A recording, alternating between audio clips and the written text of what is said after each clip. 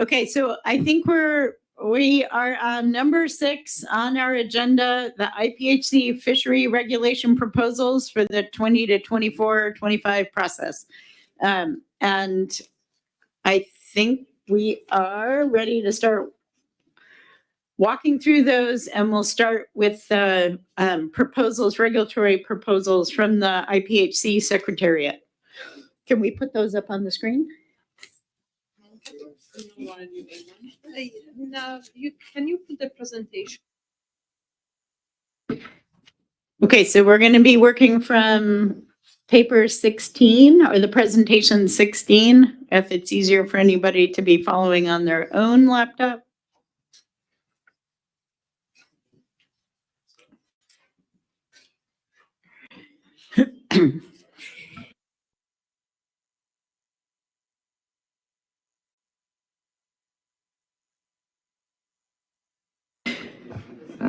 Okay, everybody ready to start focusing on regulatory proposals? Good afternoon and welcome everyone after a break. So I will first provide a little clarification on each IPHC regulatory proposals in order to help streamline the process here with the decisions by the conference board. So the first IPHC regulatory proposal is the IPHC Secretariat's proposal, is the proposal A1 on mortality and fishery limits. And I will note this proposal is only a framework. So this proposal only kind of provides the format in which the new fishery limits would go into the IPHC regulations. So the conference board does not need to really make any decisions on A1 as long as the conference board provides recommendations for actual TCY's decisions. Similar to proposal A2, the proposal A2 is a framework that introduces commercial fishing periods to the IPHC fishery regulations, but the conference board does not need to make a decision on just the framework as long as there are recommendations for actual content for this how this proposal gets introduced into the regulations. So proposals for actual opening and closing of the commercial fishery. So with that, I turn to you to ask if there's anything that in addition you would be interested in. So I guess the question is, do you need an action from the conference board to support these frameworks? That would not be necessary. Okay, so no action needed. As long as I believe the best way forward would be to ask if there's any objections regarding the frameworks. Okay, yeah. Any questions on those proposals and the frameworks for those? Any objection to the Secretariat moving those ahead? Okay, good. Moving along. Perfect, thank you. And moving to proposal A3, this is proposal. Pardon me, but there's a lot of background noise online. If somebody can mute their phone, thank you.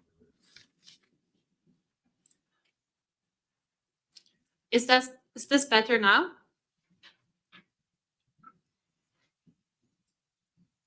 Can we get a confirmation that online listeners can hear us properly?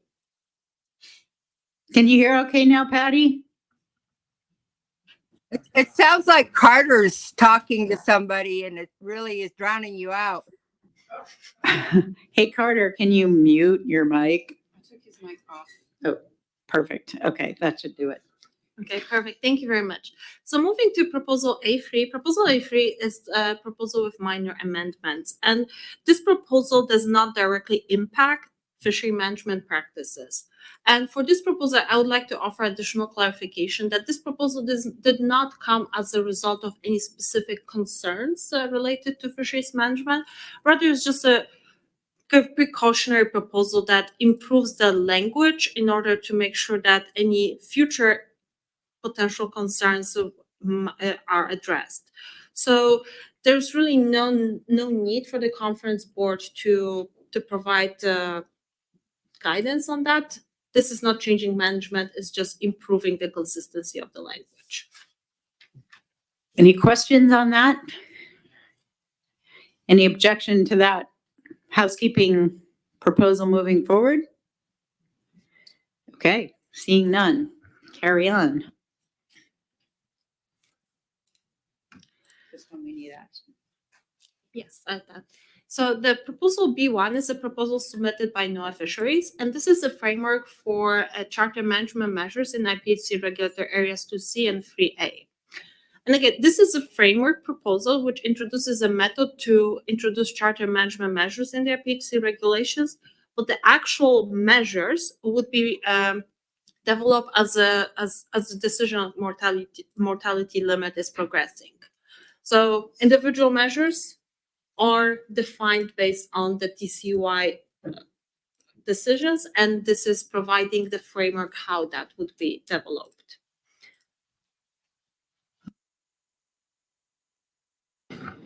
Okay, so I think on this one, we need a motion to implement the measures, the halibut charter management measures that have been recommended by the committee. You have someone ready? Okay, go ahead, Forrest. Yeah, thank you, Madam Chair. I'd like to make a motion to adopt the regulations coming from the North Council for charter halibut management measures for both 3A and 2C. Is there a second? Brian Ritchie, RQE Alaska, second. Great, it's been moved and second. You want to speak to it? Yeah, with the second, I'll speak to it. There's a pretty deliberative and comprehensive process of coming up with those management measures. We have a charter halibut management committee consisting of 12 members, 6 from each area, that create these tiered management measures for each area that like adapt to whatever the TCY is for the area that comes out of this body. So it's pretty well vetted, been used for a long time. So we would like to get this conference board support for these. Any questions about that proposal? I do, Linda. Okay, go ahead, Kathy. So maybe it's just the title that's confusing, but why is 3B, 4A, 4B, 4C, D, and E listed in the title? Go ahead. Thank you very much for this question. The first part of the title is the section of the IPHC regulations that this proposal is referring to, and the entire section is for all IPHC regulatory areas in Alaska. The proposal itself is just only applicable to areas 2C and 3A. Okay, I can live with that. Go ahead. Yeah, this Daniel? is Dan Donish from Alaska Charter Association. I represent charter guys in 2C and 3A, and I just wanted to reiterate what Forrest is saying, that I do support the motion as written. Okay, let's try this. Any objection to that motion? Seeing none, passes and we can move on.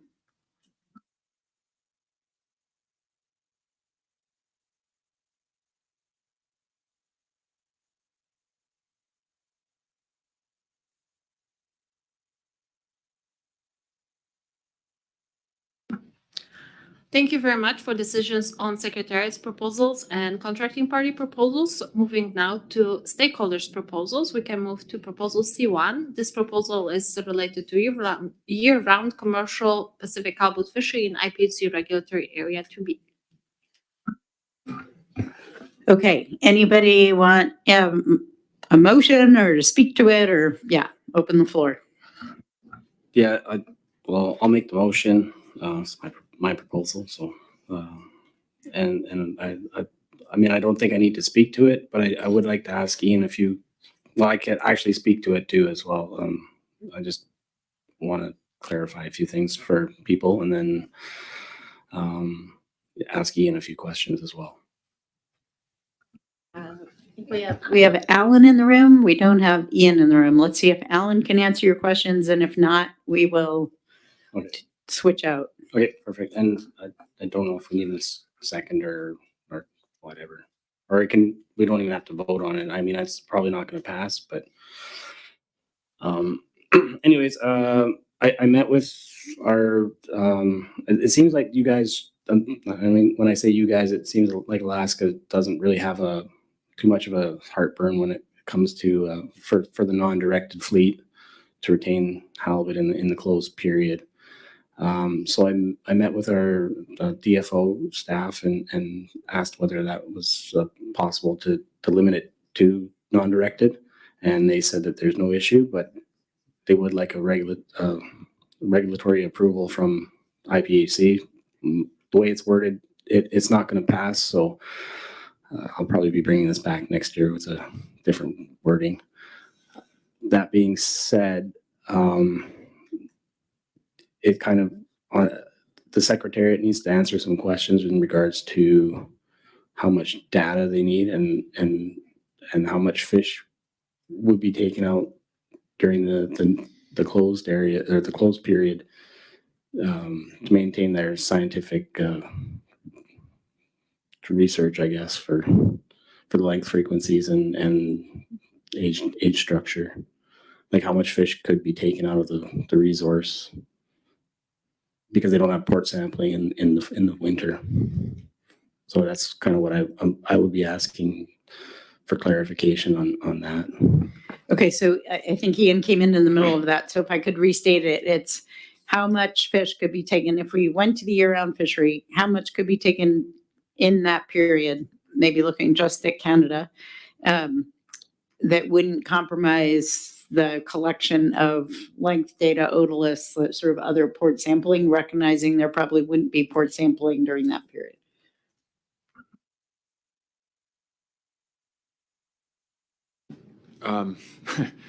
Not too much. I think if it was a bycatch only fishery and it was, a few thousand pounds, that would certainly be well under the radar of our normal sampling. If it turned out that the price was high enough to actually create a target fishery during the winter, I think we'd have to seriously consider trying to sample those landings. And we already end up curtailing the sampling a little bit at the end of the season, just for financial constraints. But I don't have a specific number, but a couple 100,000 pounds would certainly be enough to need to be sampling there.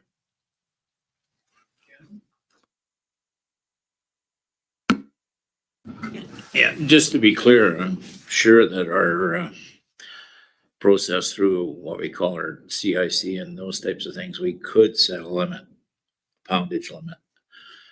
And in that period that the landings were capped at that. It would be possible, I'm pretty sure. So, to have a number would be useful for the Canadian side, I think, to try to implement it in their system. So I guess the reason that I'm hesitant to give a number is because we sort of would need to know what the demographic properties of those landings are. If they're pretty much the same fish that are being caught in the spring and fall, then we could get by with a fair amount of those fish being caught as long as we felt like the samples from the adjacent periods were representative. If it turned out that the fishing was occurring on a spawning aggregation, the sex ratio was different, the ages were different, then even a modest amount, we might actually start to have some concern and want to get some samples from that.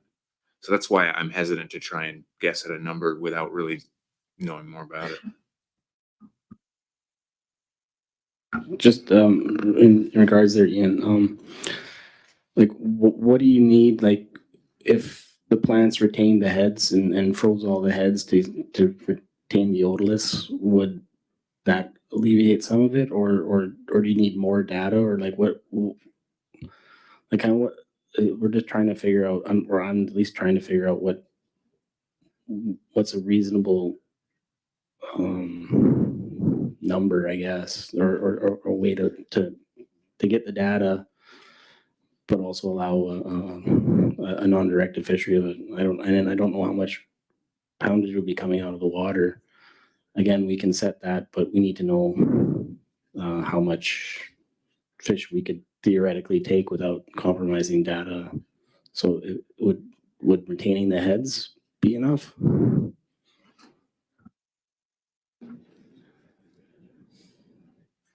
Without totally negating the conversation topic, I think that it's almost if we have to get there and then we'll get there. And from an operational standpoint, I can juggle things around and move things around as needed within budget constraints. The real concern is that if it gets to such a large, part of the fishery, a large part of the fishery, or an even part of the fishery as far as the rest of the year goes, we would have to consider trying to sample year round, and that wouldn't be possible. But I can move June to January to check out and see what's happening. It's just a matter of logistics at that point, and probably not worth discussing too long on that topic. I'm So, not sure though. Thanks. Sorry. We're not going to solve it here, or the logistics. So my suggestion is that, we get together a smaller group who are interested with our halibut coordinators, the DFO staff, and the secretary to say, go scope it out. What's in the realm of possible and the timing and stuff. So come up with some real information about what is you're trying to get at, and then what can be accomplished in whatever timeline. And then also, if there's additional cost, how is that going to get covered? So I suggest that, one is you kind of, agree to meet offline and sort of discuss this and come up with a more sort of fulsome type of proposal for next year. Yeah, I think that's well said.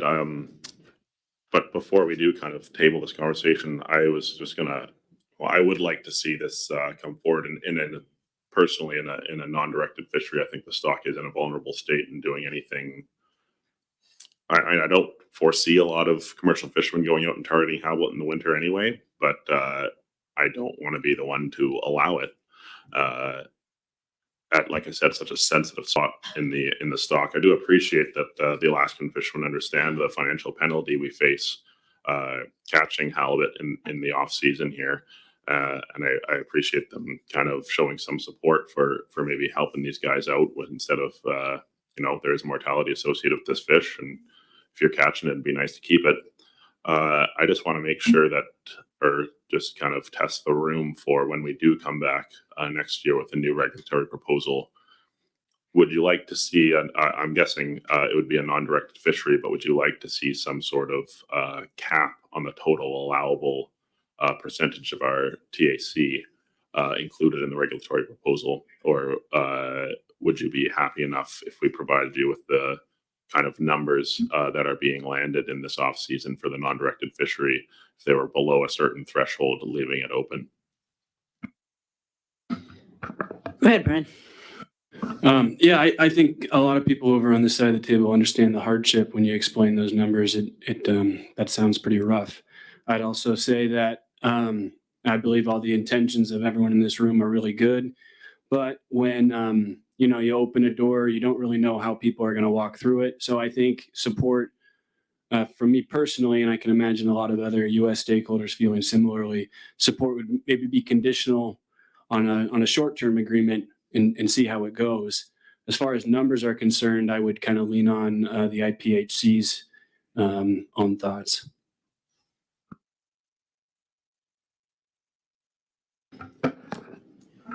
Yeah, I was let me jump in for 1 second. Just going to say, I think it would be helpful to know what the bycatch of halibut is now and the assumed mortality, so that we can put a little bit in perspective,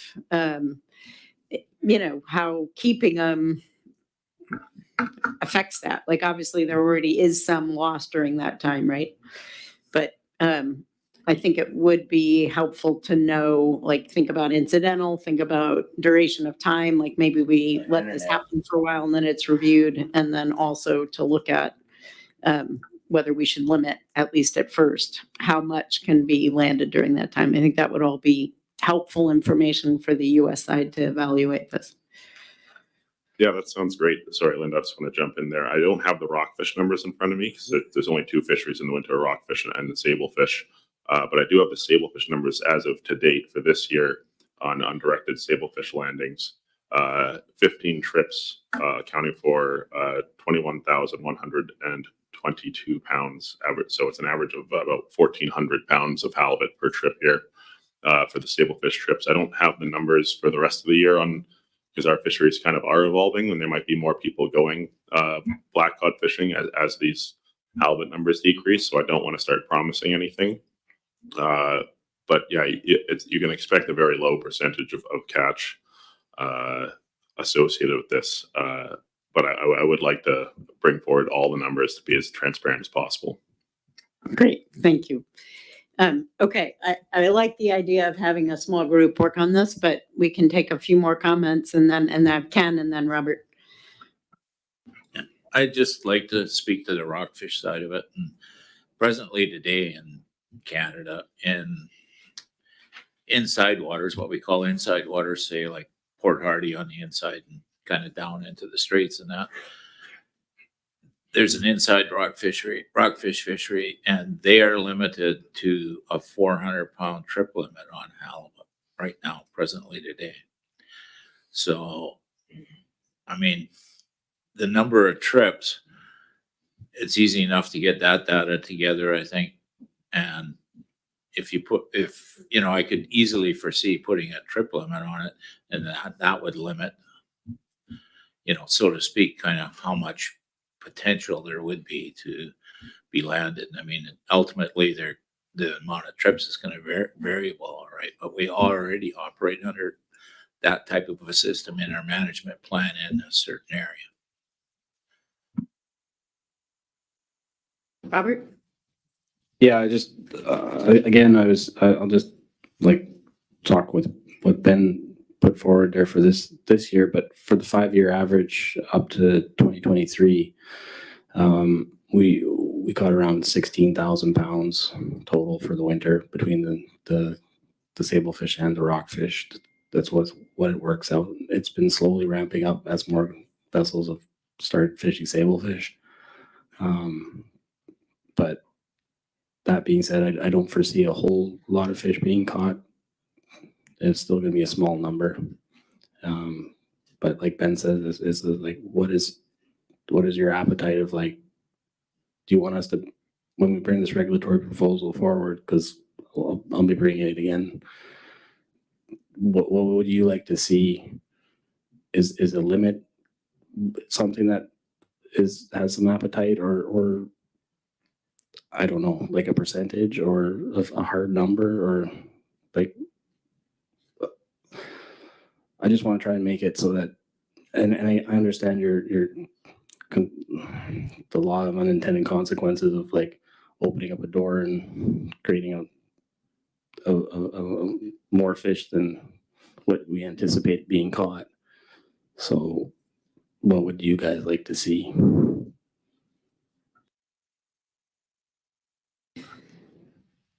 Well, I guess I'll just say again, what I'm hearing is incidental. Yes, maybe a percentage that's comfortable to the Secretariat. Those seem like, yeah, the main thing we're hearing from people. And Kathy's got her hand up. Go ahead, Kathy. So I've got a question for Ian if he's still there. So I'm assuming that this incidental non-directed fishery, halibut bycatch that you're going to be using, some of it will be done from the end of the halibut closure to the end of the year, and then some from the beginning of the year until the fishery opens. Which year's quota will those numbers go against? Will they be split on December 31st or that? And then I guess Linda answered a couple of things I'd want to see. I'd also want to see if there's going to have to be internal regulation changes made if this passed, what those are and what that process would be.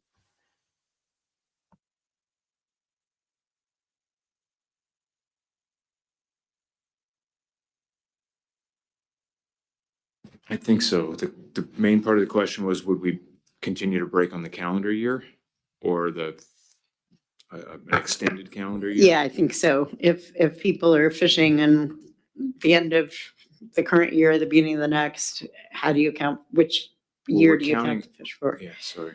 We're counting all of the other sources that we tally up: subsistence, recreational, non-directed discards. Those are all done on the calendar year. So I think it would be on the calendar year.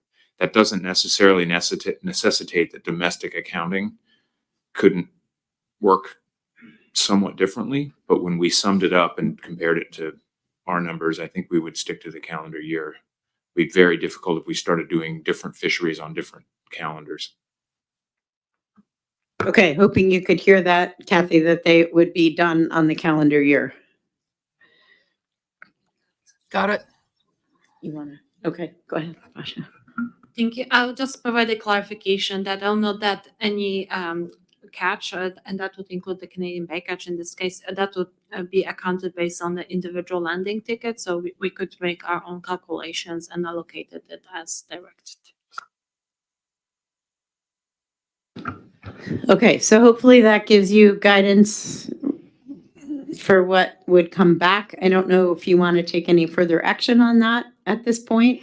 No, the input from you guys has been really helpful, and thank you very much for listening to it and voicing your concerns. Thank you. Great, thank you for bringing the idea forward. Okay, I think we're ready to move on. No motion at this time. So, so thank you. And so moving to proposal C2, this proposal has been brought by Sean McManus, and this proposal is about closing the one-way pathway for Pacific halibut in IPHC Regulatory 4C into IPHC Regulatory 4D. And if there's interest, we might bring the data supporting that.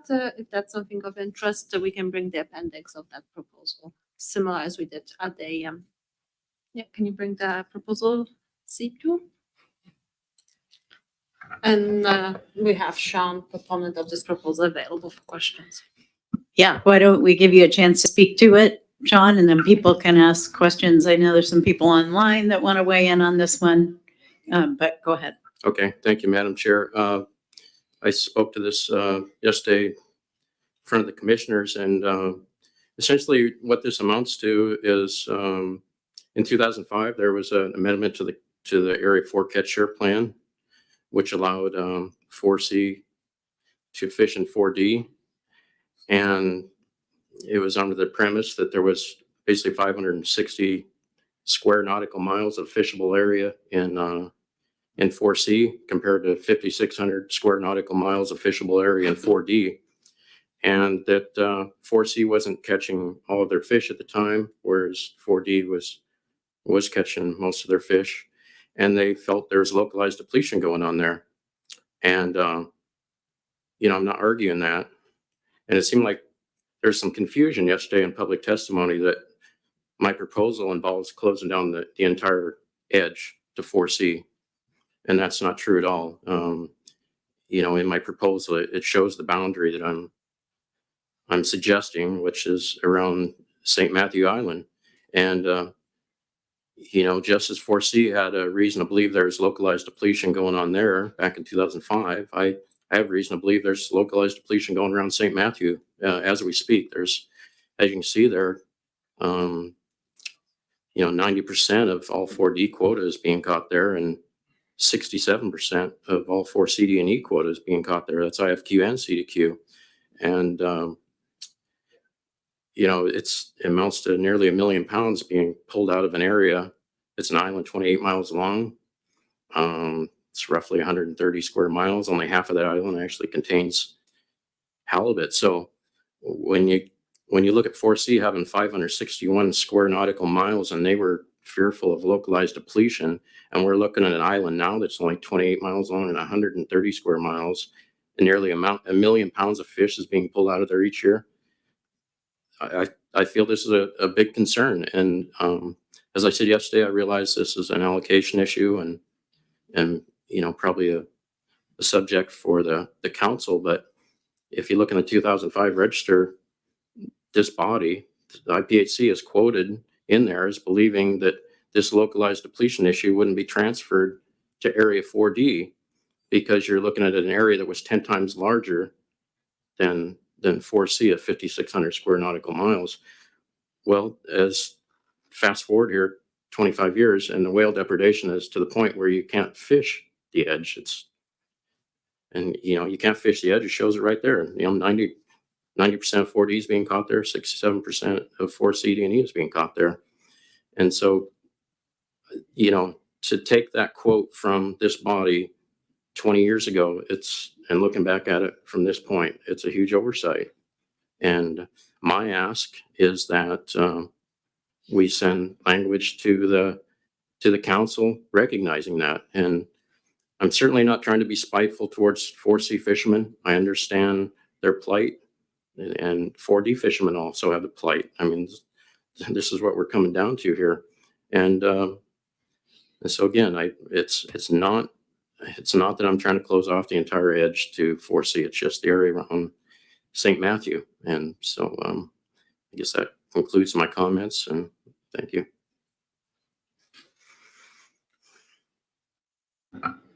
Okay, so from your perspective, there's a local area depletion problem that you're trying to address. This was originally allowed because of a local area depletion in the other area, and this is what you're trying to address, just that piece of that. Correct, Madam area. Chair. Yeah, it's a localized depletion, and you could compare what was believed to be localized depletion in Area 4C 20 years ago was 560 square nautical miles, and what I feel to be localized depletion in St. Matthew is approximately 130 square nautical miles. So to me, it's localized depletion on steroids. Okay, great, thank you. I think there's some people online who want to speak to this.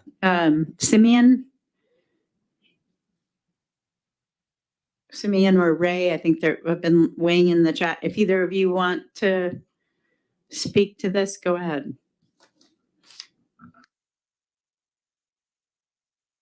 Could I ask a question while we're waiting for those guys? All right. Sure. Okay. Madam Chair. Are they on or? This is Simeon here. Okay. Go ahead, Simeon. Hello? Go ahead, Simeon, you have the floor. Okay, thanks.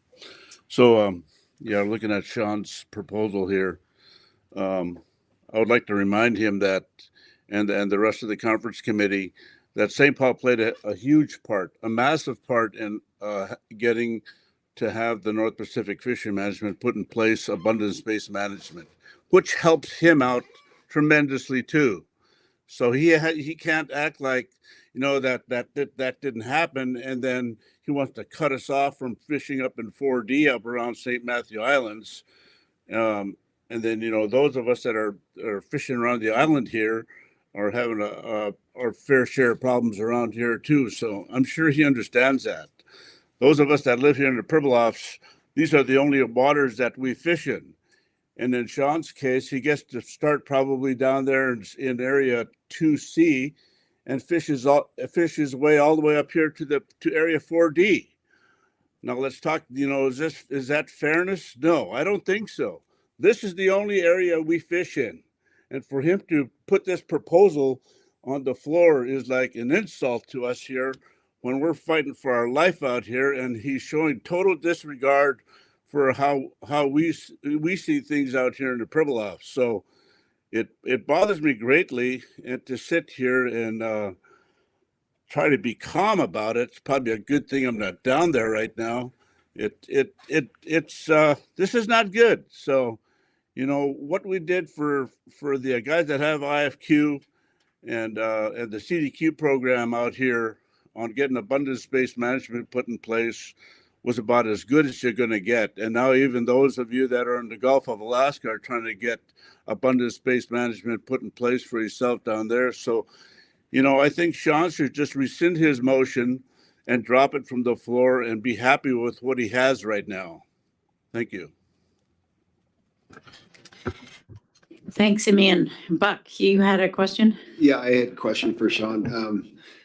Sean, will you clarify, are you talking about a box or a circle around St. Matthews or doing away with the one-way valve, or what I call the one-way valve? Or just help me. I might have missed what you originally proposed and what you talked about yesterday. Thanks for the question. Is it possible to pull up the actual proposal there? To answer your question, I actually lay out a latitude longitude in the proposal. So yeah, it's essentially a box or boundary around St. Matthew Island. It's in the proposal. Okay, so it's for all quota holders. So it's basically a marine protected area for halibut or no halibut fishing around St. Matthews. Okay, thanks for the clarification. It's closing it to 4C. Okay, that's what I was getting at. No, 4C fishermen can't fish in a box around St. Matthews. Okay, thank you for that. Correct.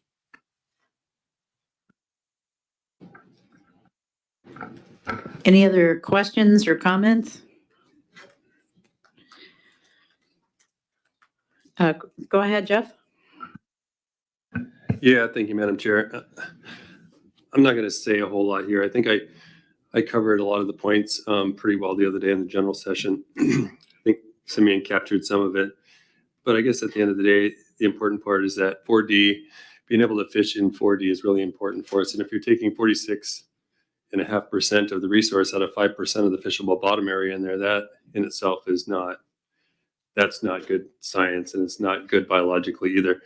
Obviously, the problem came about when the whales started eating most of the fish on the edge, and it's very difficult to fish there right now. There may be some localized depletion around the islands, but what we noticed last year was that the waters were extremely cold and the fish never really shallowed up around the islands. We had good fishing at St. Matt a couple of years ago, and it was decent early on this year, but the fish, again, they just behave differently. And it's my hope that those fish, we're banking all those fish on the edge because we're not fishing them right now. So the vast majority of the Bering Sea isn't even being fished because you can't fish on that edge. And so most of the take is then from around the island stations. And I don't necessarily think that the resource is necessarily in trouble, given that we're not harvesting any of those fish. We're harvesting from such a small area. And it's my hope that those fish where they live on the edge will then start to migrate up into the shallows as they have done forever. Didn't really happen this year for whatever reason, but it's my hope that St. Matt and St. Paul will be better again in 2025. And so we adamantly oppose this. And in addition to that, I'm not sure that it's a decision for this body to make. I think it would be better taken up at the council, given that the council is the one that implemented these regulations back in 2005, regulations that we advocated strongly for at the time and still believe in very much. Thanks. Okay, thanks for that, Jeff. So I guess, Sean, if you want to make a motion here, I think the motion would be for this body to send a letter to the council asking for the council to take this action or address this issue. And if so, you have the floor now if you'd like to make a motion, up to you. But otherwise we'll move on. So I just want to give you a chance to make a motion if you would like to. Thanks, Madam Chair. If I could, I'd make a motion that the conference board recommend to the council to look at this as a potential localized depletion around area St. Matthew. Okay, so I probably misspoke. It would be a recommendation for the commissioners to make the recommendation to the council, but that's probably the intent of your motion, right? Correct. Okay, so the motion, is there a second to that? FVOA seconds. Okay, thank you. So the motion is for the conference board to make a recommendation to the council, to the commissioners to recommend that the council address this issue and close the one-way door for halibut IFQ and CDQ holders from halibut area 4C into area 4D north of 60 degrees north latitude and east of 174 degrees west longitude. That's the motion. So it's a recommendation for us to the commissioners for a recommendation to the council. Okay, I think maybe we should clicker vote on this one, because I imagine there will be objections. So let's open the voting. I don't know whether Canada wants to, I mean, you guys can abstain, but you're invited to vote however you want. But let's open the vote on this motion relative to proposal C2. Okay, voting's open. Please click in your vote.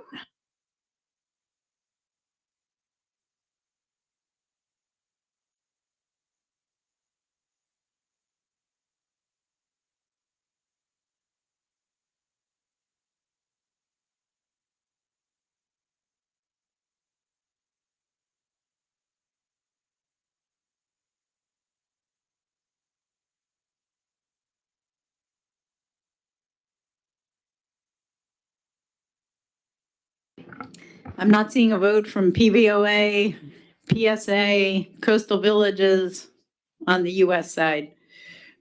PSA is out of the office.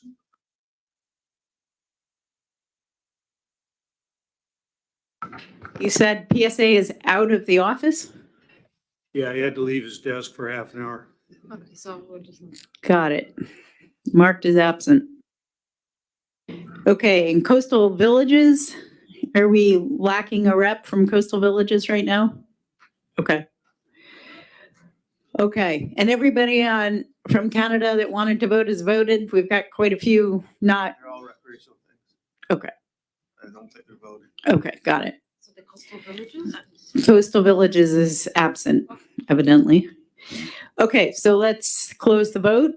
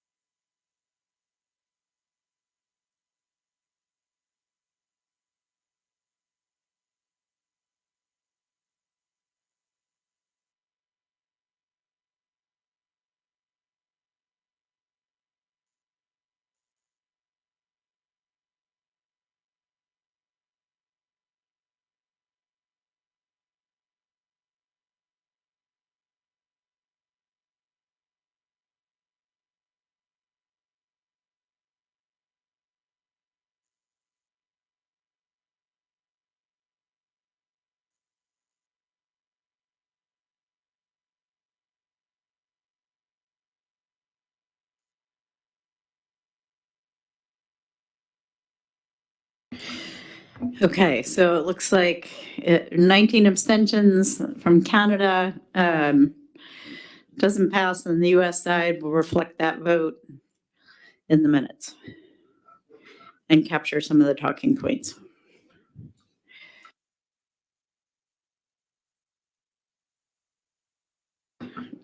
We're ready to move on to proposal C3. C3.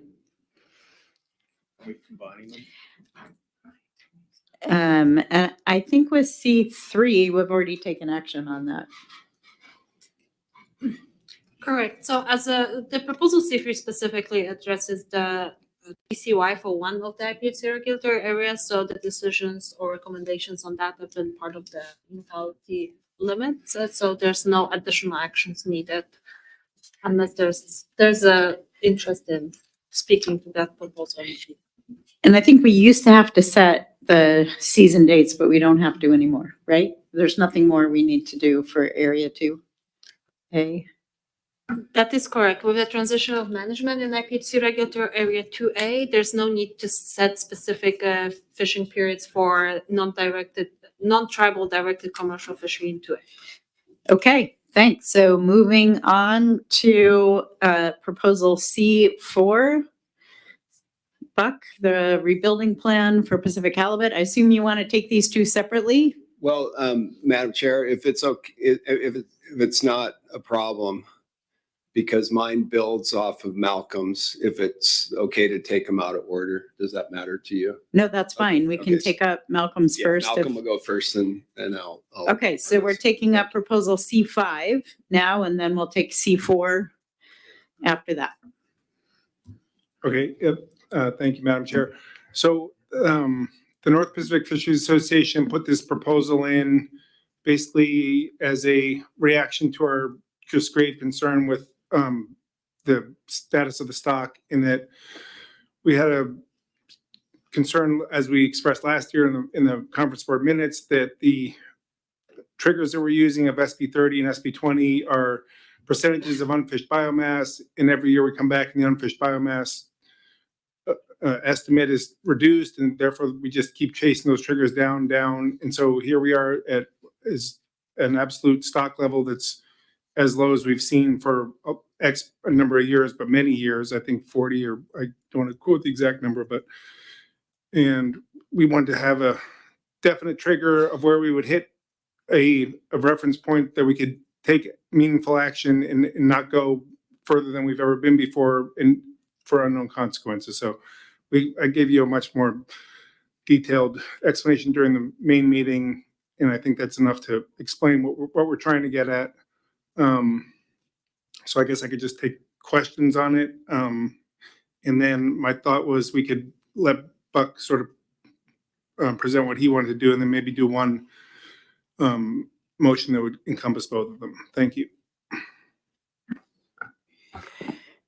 Okay, so questions for Malcolm on his proposal? I have a comment. So everybody, I mean, I'm not a fishery scientist, obviously a fisherman, but everybody understands the problem of a shifting baseline or chasing the stock down. It's basically I wasn't in drama class, but it's basically like, this is your biomass existing after a long period of time. Then you go like this. And you fish a little bit. Well, as long as we're above 30% of this, we're still fine. Okay, you're with me? And then I'm down here, and as long as I'm above whatever your reference point is, we're still fine.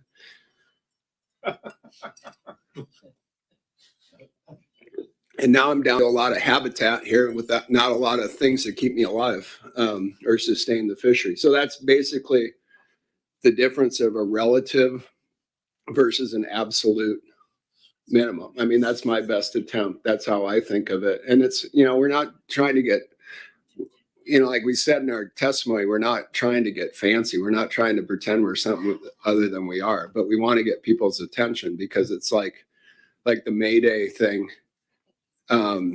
Receive our signal and be ready, because, if this continues on the trajectory that at least I'm seeing in the Bering Sea and Western areas, I don't want to be in this room arguing about economics. I don't, I love all you guys and gals, but I don't trust it. And so I want to be prepared if that happens. If it doesn't, maybe this sustains it, but I don't feel comfortable. So I'm thinking more of the approach of where we've been historically and recovered. And that's about where we are right now. I don't want to go any lower. And I'm not saying I know that that's the right level, but let's send it to the MSAB and let them hash it out. And there's going to be, like anything in life, trade-offs, pros and cons. And that's what we trust they will be able to flesh out. But let's look at it. And, there's MSAB had a recommendation themselves. Now that's on the conservation side.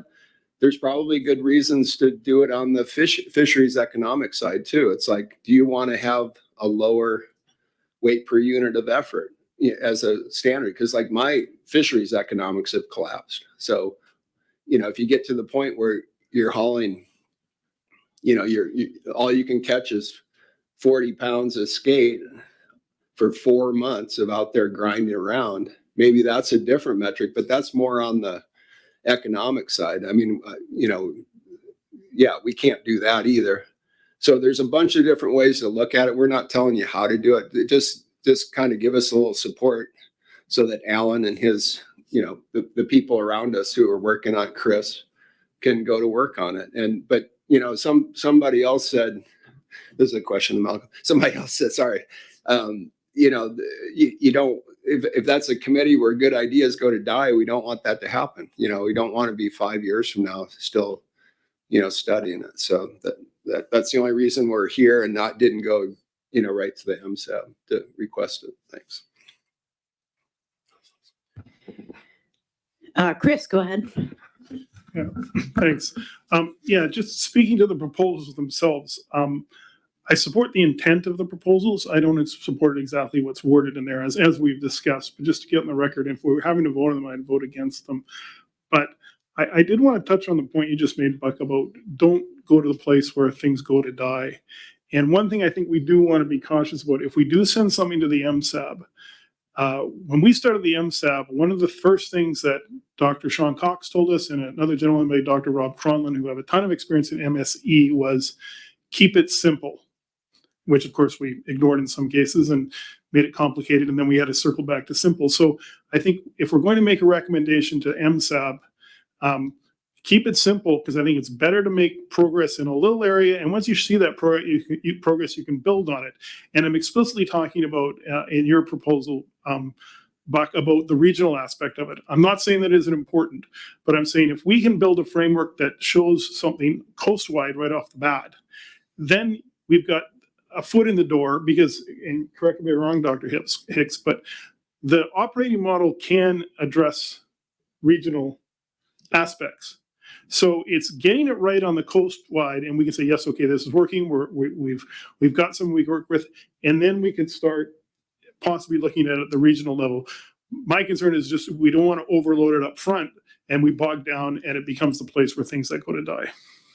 Thank you. Yeah, if I could respond, I think, I don't know how the chair would like to deal with this, but after I speak a little bit to mine, there's a motion that is pretty general, and I think that hopefully, Chris, you would support it, because it just gives you guys enough direction, and you can prioritize what's going to work best for your committee. I can go to Rebecca. We've got Kathy online first, but I do think it might help the process to get a motion soon. So we're addressing something more specific. But let's go to Rebecca and then Kathy. I'm sorry. I thought Malcolm had made a motion. I have a question. Maybe Alan can speak to this. So I agree with getting this request to MSAB. My sense is that, or what I'm kind of picking up from different stakeholders around the entire room, is maybe a little bit of sense of frustration and urgency that the right people aren't doing the right thing about these issues. So it seems like there's a disconnect with communication. So my question is, with MSAB, how does information from MSAB get communicated out to this bigger group of stakeholders? Because I haven't listened to an MSAB meeting, but it sounds like they've done a lot. But I think I've scratched the surface of what I understand about what MSAB has done and what they've recommended. Sure, thanks for the question. As many of you are familiar, the Secretariat has a really nice webpage that has great documentation and shows all of the results from all the meetings and reports from all the meetings. And that's one way to stay informed, is to just pay attention when the meetings come out, and the reports of those meetings can be very informative. Another aspect of the Management Strategy Advisory Board, and I believe it's stated in the rules of procedure as one of their terms of reference, is that the MSAB members are representatives of a constituency, and we have a smaller. We designed the MSAB to not be a really large group so that we can accomplish things. If the group gets too large, it becomes a little bit more difficult. So we hope we have good representation there, and it is something that the Secretariat will assist MSAB members with, is that communication and outreach after and before these meetings. And I think that's an improvement. Something we can do in the MSAB is to improve how we do outreach. The MSAB did request that the Secretariat produce a little brochure for this meeting, which I've placed near the registration table now, that discusses, that shows a little bit about low and high productivity regimes. That's one method of outreach, but being a staff member at the Secretariat, we stay pretty busy all year round, and it makes it difficult for us to get out. But anybody here, if you would like, an MSAB member to know who your MSAB member might be, or to have Secretariat come and we can schedule a port tour, a town hall, whatever it is, we're always willing to try and improve our communication. All right, thanks. So fair game to pick up the phone and call the MSAB members and pepper them with questions and suggestions. Yes, and feel free to call me as well. I'm happy to answer questions, but yeah, that is in the terms of reference of the MSAB as well. Kathy? So I very much support the intent of what Malcolm and Buck are trying to do. The question I have is, I got a chance to read the draft harvest strategy policy this morning, and it might have been covered in this meeting, but I'm sorry, guys, I've had 2 meetings going, one in each year, and I might have missed it. What's the timing on the harvest policy? And it seems like what we're talking about actually fits in that harvest policy of where you want it to be. So if what's in the harvest policy isn't exactly what we want, where we have I'm going to say exact number, although that's not probably what I'm trying to say, then we need to be keeping an eye on that. So do we know what the timeline for that draft policy is? Yeah, I mean, I think we've heard there's upcoming workshops and attention being paid to that, but I'll let Alan speak to specifics. Yes, thank you for the question, and that's correct. What Linda said is in 2025, we're hoping to have some workshops with commissioners, and then a later intersessional decision-making meeting, or maybe at the interim meeting, we'll see how it goes. That will then consider the draft harvest strategy policy for adoption or endorsement. And I note that this harvest strategy policy isn't something that has appeared out of thin air. It's been a long process, and I really see it as an accomplishment of the MSAB and the MSE process. I think all MSAB members that have had a part in the last 20 meetings should be very proud of themselves, because this is the product that we produced. It's not the final product. We will learn more. We can update it in the future, and I'm sure that we're going to learn a lot more as it becomes implemented and we start doing these things in practice. Can I follow up, Linda? Go ahead. So, Alan, am I correct in thinking that I get lost when you have formulas, you're pretty much talking about some of these thresholds that we're talking about in these proposals? Wouldn't it be better to be combining what it is that we're looking at here before? I guess I didn't see where in your description there, this larger body of people get much chance to weigh in. And so I'm kind of struggling as how we get the broader voice and how we get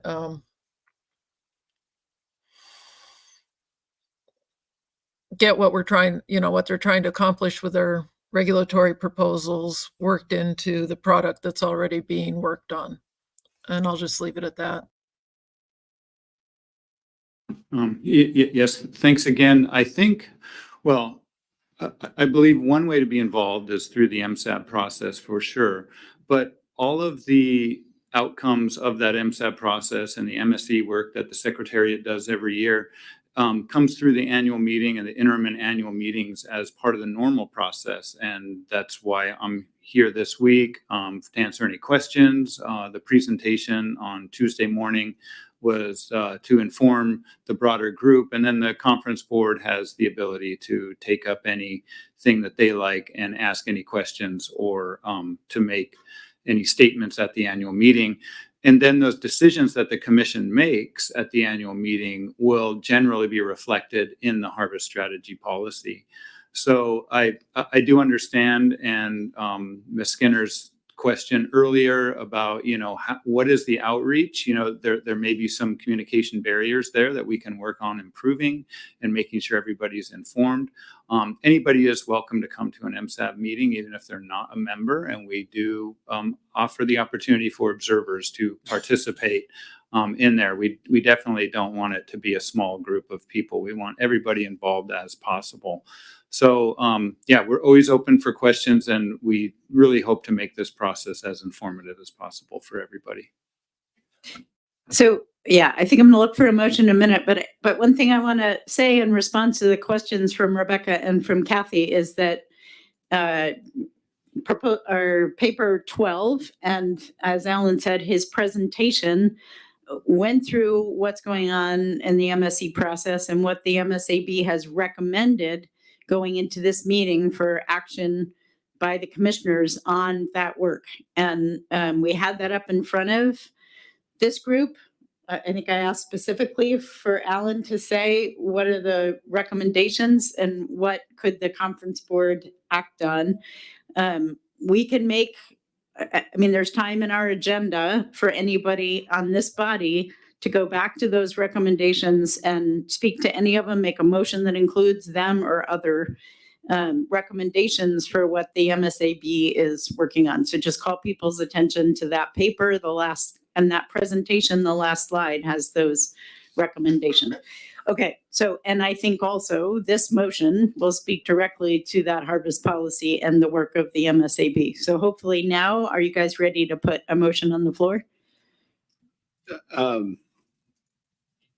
Do you want to just do it?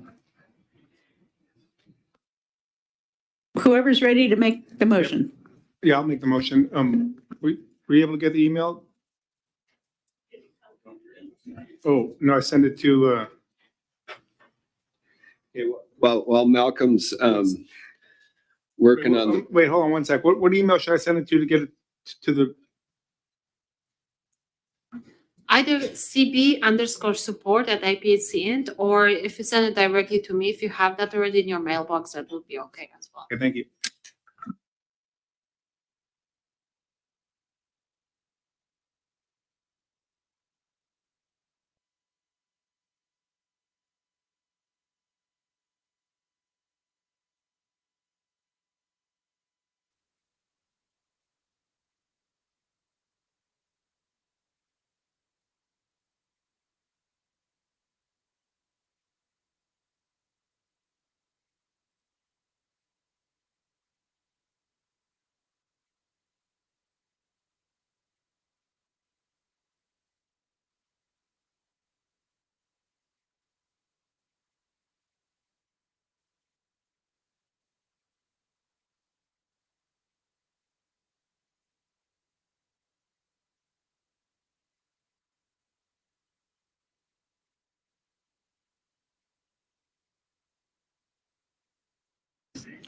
I sent one to IPHC conference earlier, IPHC.conference@gmail, but then I just sent one to you personally too.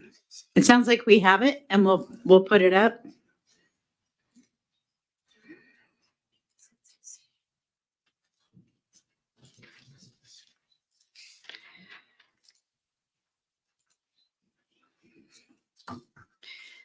Okay, why don't you go ahead and read it, Malcolm? We'll get a second and then speak to it. Okay, the conference board recommends the commission direct the MSAB to use the MSE process to evaluate management procedures that will avoid coast-wide and possibly biological, region-level biological reference points, relative and/or absolute, with a to-be-determined degree of probability, especially under a low productivity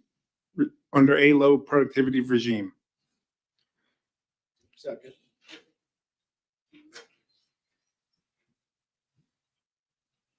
Double second. Okay. Did you get a second? Yeah, Chris and Buck second. Okay, thanks. So I put this forward. I worked with Chris and Alan Hicks to try to come up with some language that would allow the concerns that we brought up with our regulatory proposals to be addressed through the MSAB and the MSA process. And I think I spoke to most of it already, so I don't think I need to add to that. Thank you. Can I ask a question? It's maybe of the maker of the motion or maybe of Alan. Biological reference points to you refers to the 30/20, or I mean, are there other biological reference points? Is this zero it in enough on what I think Malcolm and Buck are wanting to do? Yeah, I can answer that question if you like. I think, well, biological reference points can be really anything. And it's what's most important to the stock for conservation needs and what's important to the fishery to keep the fishery alive. So I think this motion is vague. I mean, it's obviously vague, but I think that's an important aspect of it because it gives the latitude to the MSAB to investigate what is necessary instead of being really prescriptive.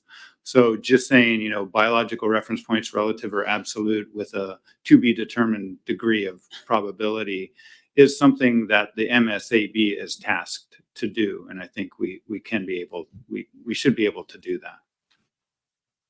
that. Okay. Is that good by you? Yeah, no, Okay. it is good by me, and I appreciate that. And we sort of went at it. I mean, there was sort of two ideas or directions we tried to allow this to capture both of them. But one was like, where do we not want to go? And that's below the B30 or absolute limit.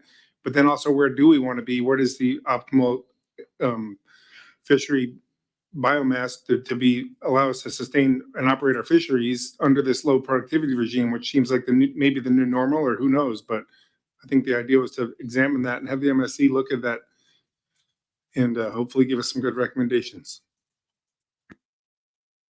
Great. Any questions or other comments? Let's see, I have Chris and then Forrest. Thank you. Yeah, I'm going to support the motion. I do want to speak to a couple points on it, though. As some of you have heard ad nauseum from me, I'm not sold yet on the idea of absolute spawning biomass biological reference points, but I'm willing to have that discussion and consider it. So that's why I'm willing to accept the wording that's in there. And just that, as I mentioned earlier, I think when it comes to the MSAB, if it comes to the MSAB, I will be trying to focus at first on coastwide as a member of the MSAB, simply because, as I made the point earlier, I think it's important that we get some traction, we make some progress. I don't want to lose sight of the regional aspect of it, but what I think will be very important is to show some progress on this and show it quickly. So, but I will be voting in favor of the motion. Thank you. Thanks, Chris. Forrest? Yeah, thank you, Madam Chair. I appreciate the make of the motion for putting this forward. This seems like a really important topic for the MSAB to revisit or tackle, maybe more specifically as the motion states. I was a little bit confused with the language, so I was taking a stab at a rewrite, but basically, I'm going to say my rewrite just because it gets to my points, and that's: the conference board recommends the commission direct the MSAB to use the MSC process to identify management procedures that will avoid coastwide and regional biological reference levels, relative and or absolute, determined by the advisory board to be minimums to meet biological and fishery objectives. And the main thing I did there was add like the biological and fishery objectives. I don't know. It was I wasn't sure it was like a clear directive yet. Maybe it was, and maybe I'm the one that's being confused here. But I think that we needed to. I think it needed a little bit more fleshing out, which he gave me the chance to do earlier. Sorry about that, Malcolm. Anyway, I don't know if anybody else has some comments about getting right at the heart of it, so the MSAB has clear direction, or the commissioners have clear direction from the conference board what we're supporting here. So I'm trying to figure out so it sounded like you were offering identify rather than just evaluate management procedures. I thought I heard a language change there. And then were you trying to add specificity of looking at both fishery and conservation reference point? Was that the other proposed language change, or? Yeah, thank you, Madam Chair. I wish I had just a little bit more time to totally collect my thoughts on this, but I think part of it is that MSAP also is going to be tasked with determining those minimums, like revisiting them if they're the relative spawning biomass points, and if it's an absolute spawning biomass level. We're going to have to go circle back around and determine what that might look like through the MSE process. And so I just kind of tacked a little bit of that on. So there was the word identify, but then didn't you also have conservation and fishery reference points? And I didn't quite catch up with where those were being added. Right, and so this whole thing ties into the objectives that we have, the conservation or biological objectives that are preeminent, and then we have following that fishery objectives. And the reason why this comes to mind is because when we discussed absolute spawning biomass levels, and Chris will be better speaking to this, he's really bright, but it was two-pronged. It spoke to meeting biological levels that we felt were appropriate, but it was also fishery management. Like, what TCY do we want to try to hover around, 45 million pounds or 40 million pounds? So there's just a little bit more to it when you start digging. Okay, so I'm not sure we captured it. You wanted biological and fishery management objective. You couldn't see the language, right? Is that not what you're looking for? Or? I cut you off and I missed that. So, sorry. Can you see the language on your screen? Oh, I didn't realize it was being updated as we go. Can I just send I guess. Sure. So I'm just going to read it again slowly, and you guys can figure out where to put stuff in. The conference board recommends the commission direct the MSAB to use the MSC process. Okay, slow down a second. Let Pasha catch up. Oh, okay. The conference board. And sorry, Malcolm, if I'm cremating your motion here. The conference board recommends the commission direct the MSAB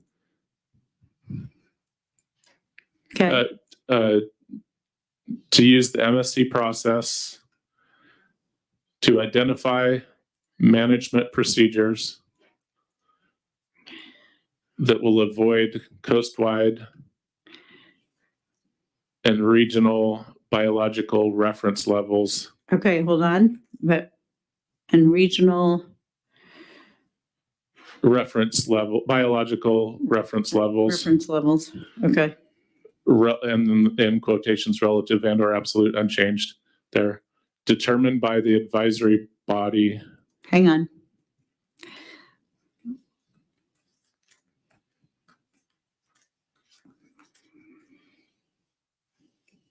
Body. Am I good? To be minimums to meet biological, to be, that may need wordsmithing, to meet biological and fishery objectives. To be minimums that meet biological, is that what? Yeah, that's better. Okay. Minimums that meet biological and fishery objectives. Okay, so that would be proposed amendment. Don't change it yet. We haven't decided if the maker of the motion likes it. We have the original. Okay, all right. So this would be proposed amendment. And we'd want Malcolm and Chris to tell us if you see that as, if you would support that amendment. Let's see if it flies as a friendly.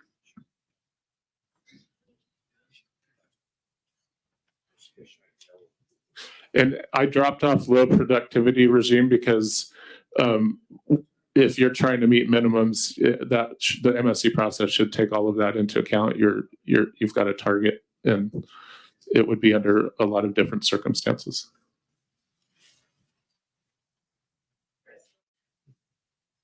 Yeah, thanks. As written, I can't support the changes. I think that the first change, to use the MSC process to identify and evaluate, I think that's fine. But I think we're getting, and we talked about this, too specific when we talk about we're making explicit that we want regional biological reference points. Right now, we don't have them, and I think that it becomes too prescriptive, and we risk losing the whole thing. I think if we can keep it at coast wide, and the possibility of biological reference points at the biological region is I think a better way to move it forward. And the other thing is determined by advisory bodies to be minimums to meet biological and fishery objectives.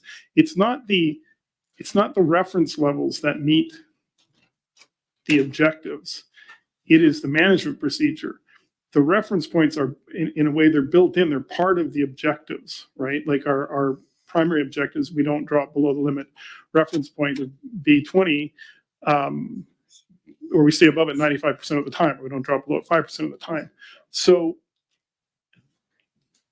I would say that. So I'm uncomfortable with the wording there. And the last point, I really think we need, with a to be determined degree of probability, especially in our low productivity regime, for two things. First of all, we want to talk about degree of probability. If you guys remember what Dr. Cox was presenting earlier from the SRB, and one thing he suggested, we have that objective B36 and it's less than or equal to 50% of the time.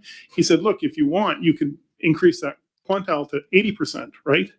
So that's what we're trying to get at there. We don't want to be too specific. We want to be able to say, look, maybe we could revisit that, and instead of it being 50, it's 80. And the reason we want to talk about low productivity regime, one of the challenges we've got right now is when you look at the MSAB results and you look at the stock assessment results, the stock assessment is short-term today, and we're in low productivity.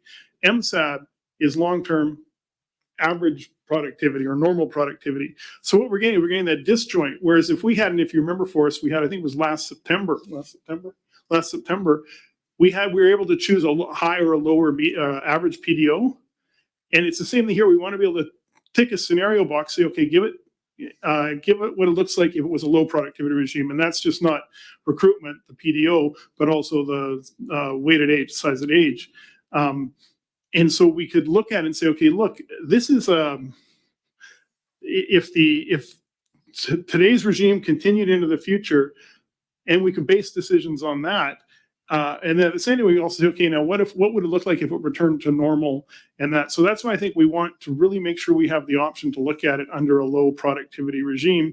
And so that's why I'm uncomfortable with this, and that's why the wording was sort of worded the way it was. Malcolm and I worked on it with Dr. Hicks to try to something that would allow us that flexibility, I think, to get to some of the very things you're trying to get to. Okay, so I hear support only for adding the word identify and the rest as being unfriendly. I don't know if, I guess, I think you offered this as a potentially friendly amendment. I guess I would just ask you, Forrest, whether you want it voted on as an amendment or you want to withdraw it, all but the word identify. How do you want to proceed with your proposed wording changes after hearing what Chris said? Yeah, to me, the original proposal, and if Dr. Hicks and Chris and Malcolm all worked on it, then maybe I shouldn't have even butted in. But to me, like specifying what the MSAB is supposed to do with it, it says management procedures, which is really broad. Well, that's not broad, but there's nothing that tied it to in my mind, to actually be looking at it with biological and fishery objectives in mind. But I'll just withdraw the amendment and let these guys just fly with it. Okay, thanks, Forrest. So I'm going to go, I think Tom down at the end had his hand up, and then Rebecca. But Tom, go ahead. Yeah, I'm not a big fan of this motion as it's written. I think it's convoluted and ambiguous. I don't think it helps the mission of the MSAB at all. I think our mission is to develop policies and procedures to protect the stock long-term, sustainability of the stock.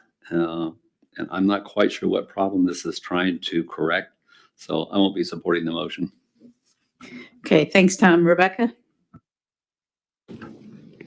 Yeah, there's parts of Forrest's motion that I like. There's parts I don't like. And I agree that the yellow highlighted one to me is ambiguous. So I have a question directed toward Alan. What does this yellow highlighted motion do for MSAB that MSAB isn't already doing? Because when I read it, it says MSAB will use the MSE process, which they're doing, to evaluate management procedures, which they're doing. That will avoid certain things happening with halibut, but it's unspecified what those are. And it does add the considering low productivity. But in your opinion, this yellow one is written, what's the key thing that changes the situation for what MSAB is looking at or how it's doing its work? And then depending on your answer, I may have a follow-up comment. Thanks for the question. And it's always a little bit of strategy how to best make these things happen in reality. I believe this motion is useful in the sense that it highlights to the commission that this process is important, that the MSAB and the MSE process is important. I think that's a useful part of this. I think it's useful because it identifies examining coastwide and possibly regional biological reference points, relative or absolute. And I think that's been a discussion here. And then I think it is, I actually like the addition of fishery objectives in there, but that's up for the conference board to discuss.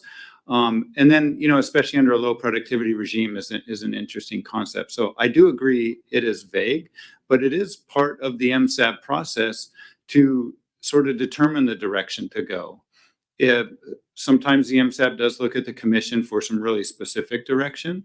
And if the commission does have some specific direction they want to go, or the conference board does have some very specifics, then I think that'd be useful. But once you start putting those specifics in is when it starts getting controversial. And I think it may, in a strategy sense, it may be useful to have some flexibility for the MSAB and the influence in that process rather than trying to have that influence come around this table. Okay, thank you. Yeah, I think one of the things I did like about Forrest's proposal was the inclusion of the fishery objectives. I'm not on MSAB. I know there's terminology, there's the way, a certain way things are said, so I could be misunderstanding or misinterpreting. But when I listen to a lot of the people around the room talk, it sounds like the concerns people have are people have in their head certain objectives that are not captured in the current MSE or haven't been captured by MSAB. I thought that's the direction we were trying to give. So if you don't put fishery objectives in this motion, it makes a lot less sense to me. But again, I do think it's important to talk about the having the words low productivity regime. All of that being said, I'm not gonna make a motion to change anything, but to me, there's definitely elements of both motions that are really important. But I do think the yellow one is written, it's like word salad. I don't even know what it says. Thanks. Okay, Robert, and then I'd like to look to Buck and Malcolm to clarify whether fishery reference points or fishery objectives are included in your intentions. So be ready for that. Okay, go ahead, Robert. I just let everyone know I also sit on the MSAB board. And I think it's better to have a bit of ambiguity when you initially start this process or this management procedure, this evaluation, because it's an interpretive process. So every time Alan models something and runs it, you come up with some answers, and most of those answers you might not like. So then you get more information and to refine your management procedure. And so then Alan will go back and refine it a bit more, and we'll end up getting to where we need to be. But the starting point has to be relatively vague, unfortunately, so that you have the opportunity to develop a management procedure that is effective. So I would be supporting this motion. This language I think is good. Okay, thanks, Robert. Buck, did you want to? Madam Chair, thanks. We haven't really talked about the one aspect of it. I support the motion, and I'll just speak real briefly to the biological region level, and that was my proposal. So it's clear to me from this room that we really have really widely varying opinions on the status of the stock. And I've probably been the most, have the most dire sense of it from where I fish, but I'm happy to hear other people have a different sense of where we are. But I think, this is why I think we need to start thinking a little bit more regionally. I mean, I'd like to see it once. I mean, I'm not going to tell the committee what their priorities are or what, but the way I explained my proposal was once a minimum biomass limit was set, then reassess the spatial stock structure and how it's managed, because halibut really have specific spawning and nursery grounds, and maintaining that distribution is really important. So if we were managing, I mean, for me, I'm a salmon fisherman too. If we were managing, let's say our job here was to manage sockeye salmon, and it was all, forget genetics, they're all one genome of sockeye, and you're a stakeholder in the Fraser River and you get 500,000 fish. Well, I'm up in Bristol Bay. I got 60 million. I mean, we're like, every river system is perking along, and not just perking along, historic highs. That doesn't help me as a stakeholder in Fraser River if it's all one. I mean, it can be all one stock, but that, you guys know every tributary lake, it's not just the spawning biomass, it's the nursery areas and everything else that go with that. Now, so you're not going to get credit for my 60 million in Bristol Bay out of 5 river systems or whatever it is. You have the same reality. Now, turn that around, and I'm in the Bering Sea, and I'm worried about getting the spawners to the not just that they're spawning, but they're spawning in the places that larval drift gets them to the nursery grounds for millennium that have supported that stock. That's kind of so if we have spawning down off of Dixon entrance, it's not going to help me. I mean, yes, it's one stock, but we have to protect all the areas in my mind. And I think if we were clicking along with a really abundant, robust resource, I never brought this up before, but when we get down to a lower level, I think, we kind of have to reprioritize some procedures. It's not just numbers. It's going to be where and how. And I mean, yeah. So anyways, that's my analogy. You always kind of make yourself look dumb with analogies, but that's the way I see it. And so, yes, I support this. This is enough. Chris is going to prioritize one way. Maybe somebody else will look at it differently. And again, the whole reason to do this is not to, some people on the committee don't like it, don't think it's worthy. You've already got it figured out. But I tell you, I don't sleep at night thinking you have it figured out, because my fishery and this stock is not figured out right now. So thank you very much. All right, thanks, Buck. I think those were helpful comments. Chris, you want to close it out? Yeah, I understand the questions around objectives. And the thing is, I just want to point, we already have objectives. We have what I'll call conservation objectives. Don't drop below the limit reference point. Probability of 5%. Don't you want to be above it 95%. And then we have fishery objectives about things like what's the median TCUI, coastwide TCUI. I think, though, given the rodeo we've been around on objectives and the fact commission's come back to us twice and said, no, these are the objectives. I think if we put the word objectives in there, the commission is just gonna be like, no, we're not looking at this. Objectives are baked into that, though. They're already baked in. There's some existing, and the fact that if we're gonna look at biological reference points, relative and or absolute, the fact if we decide that there's agreement and we look and we say, yeah, something related to absolute spawning biomass does make sense. Also, that requires a new objective or modification of an existing objectives. So I think this gives us the flexibility to do that without explicitly raising a red flag. That's my point. Thank you. I agree, and I would say that's a pretty important piece right there. Go ahead, Forrest. Yeah, Madam Chair, Alan, what does this do for us that we haven't already done, actually? Like, we looked at absolute spawning biomass briefly. I think Malcolm's point is that we need to revisit it and dig a little deeper and start determining, you know, I mean, it's following their stakeholder proposals, and that's the heart and meat of it. So could you explain, and as they explain to you, what this does that we haven't done? Thanks, Forrest.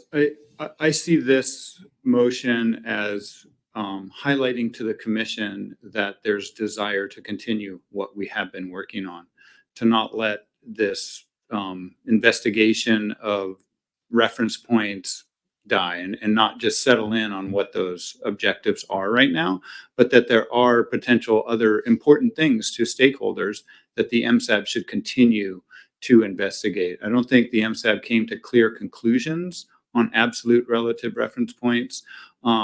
They certainly didn't identify really important absolute or relative reference points, and it opens up the opportunity for the MSAB and highlights it to the commission that that's still an important aspect to many stakeholders. Madam Chair, if I might.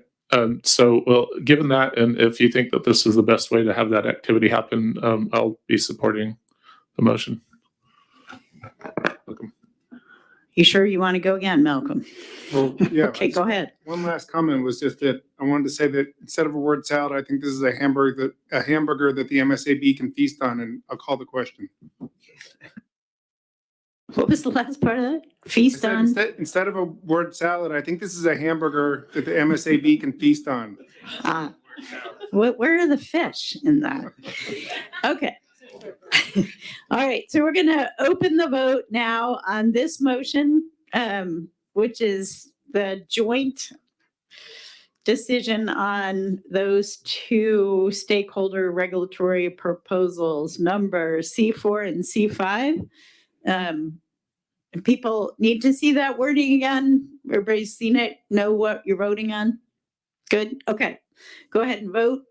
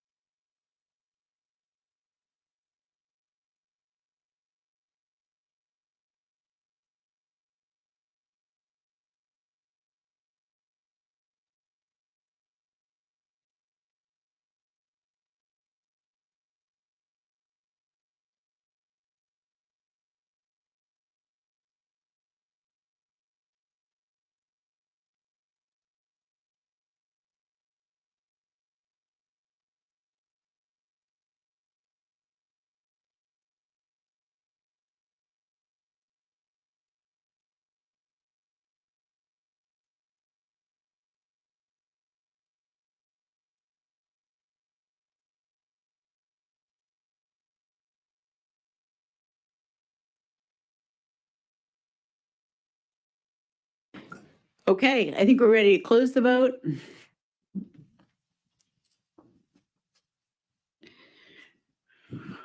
SFA-BM voted yes.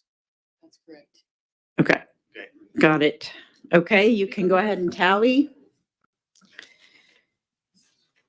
And it looks like that passed. We'll have a specific tally here in a minute. Let's take a 10-minute break and come back and go to, I think it's our last proposal, so we're ready to move to the next agenda item. Right? Okay. Yeah, and I'm going to get Kurt to come in here and talk. Yeah, should be pretty quick when we come back. Agenda item 7, the incidental catch or bycatch. We have an update from the U.S. Managing Authority from NIMS Kurt Iverson on the status of bycatch management on the U.S. side. After that, if there's anyone from DFO or Canada wants to speak to the same, we can provide opportunity for that. I'll turn it over to you, Kurt. Thanks, Madam Chair. You asked me offline about halibut ABM, so I thought I'd just give you an update on that. And just for the sake of everyone here, I'll go back to square one and just start with a real basic description of what it even is. the Amendment 80 sector is a fleet of nearly 20 trawl non-pollet catcher processor vessels that operate in the Bering Sea. And we refer to this group of vessels as the Amendment 80 fleet because back in 2008, NIMS implemented Amendment 80 to the Fishery Management Plan for the Bering Sea. And the principal features of that amendment was to allocate, well, basically it created a catch sharing plan and it allocated shares of Pacific cod and Pacific or Atka mackerel, yellowfin sole, rock sole, flathead sole, and Atka mackerel to this fleet. It also established specific bycatch limits for halibut and for crab to that fleet. And so those particular bycatch limits, as they were set at that time, incrementally reduced over a 5-year period, started at a basis and were ratcheted down every year for 5 years.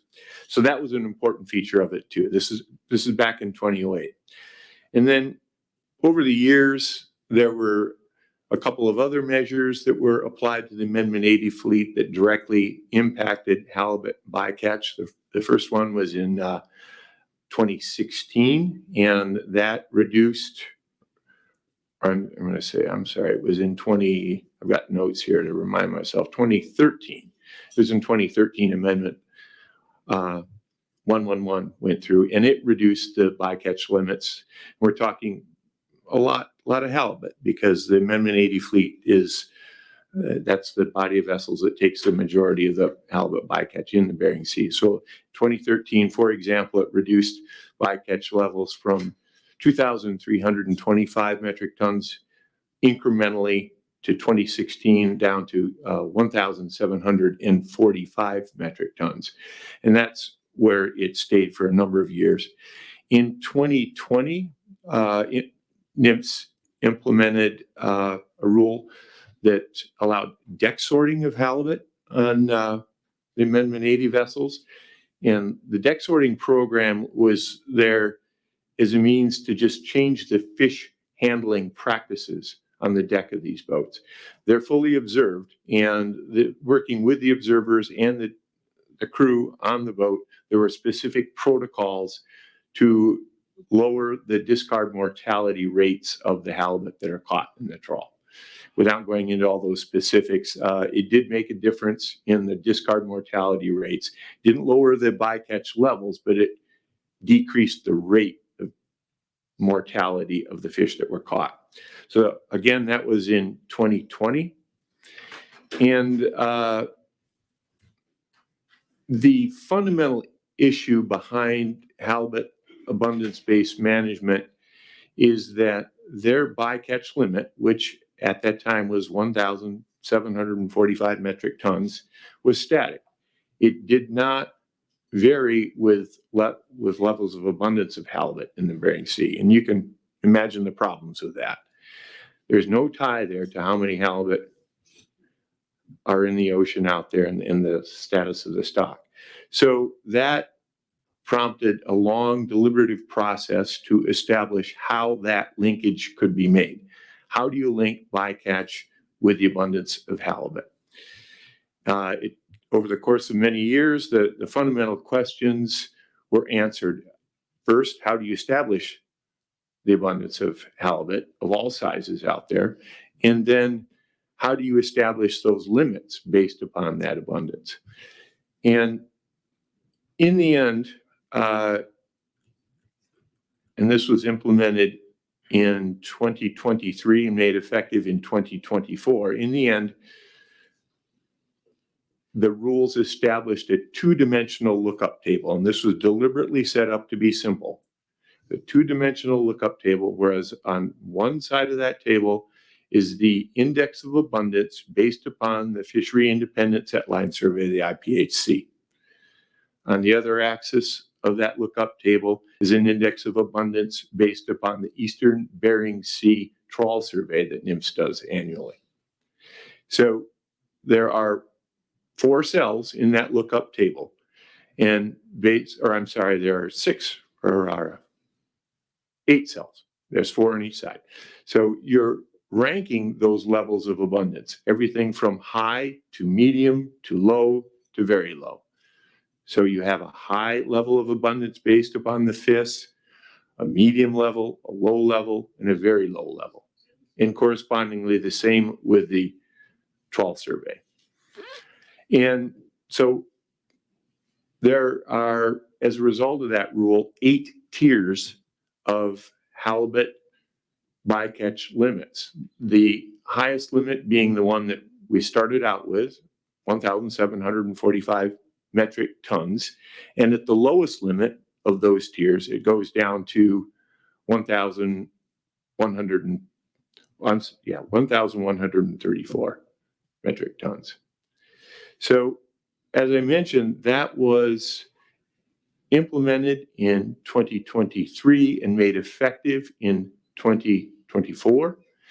So in 2024, the bycatch limit dropped from that same level, 1,745 metric tons, down to 1,396 metric tons, a substantial drop.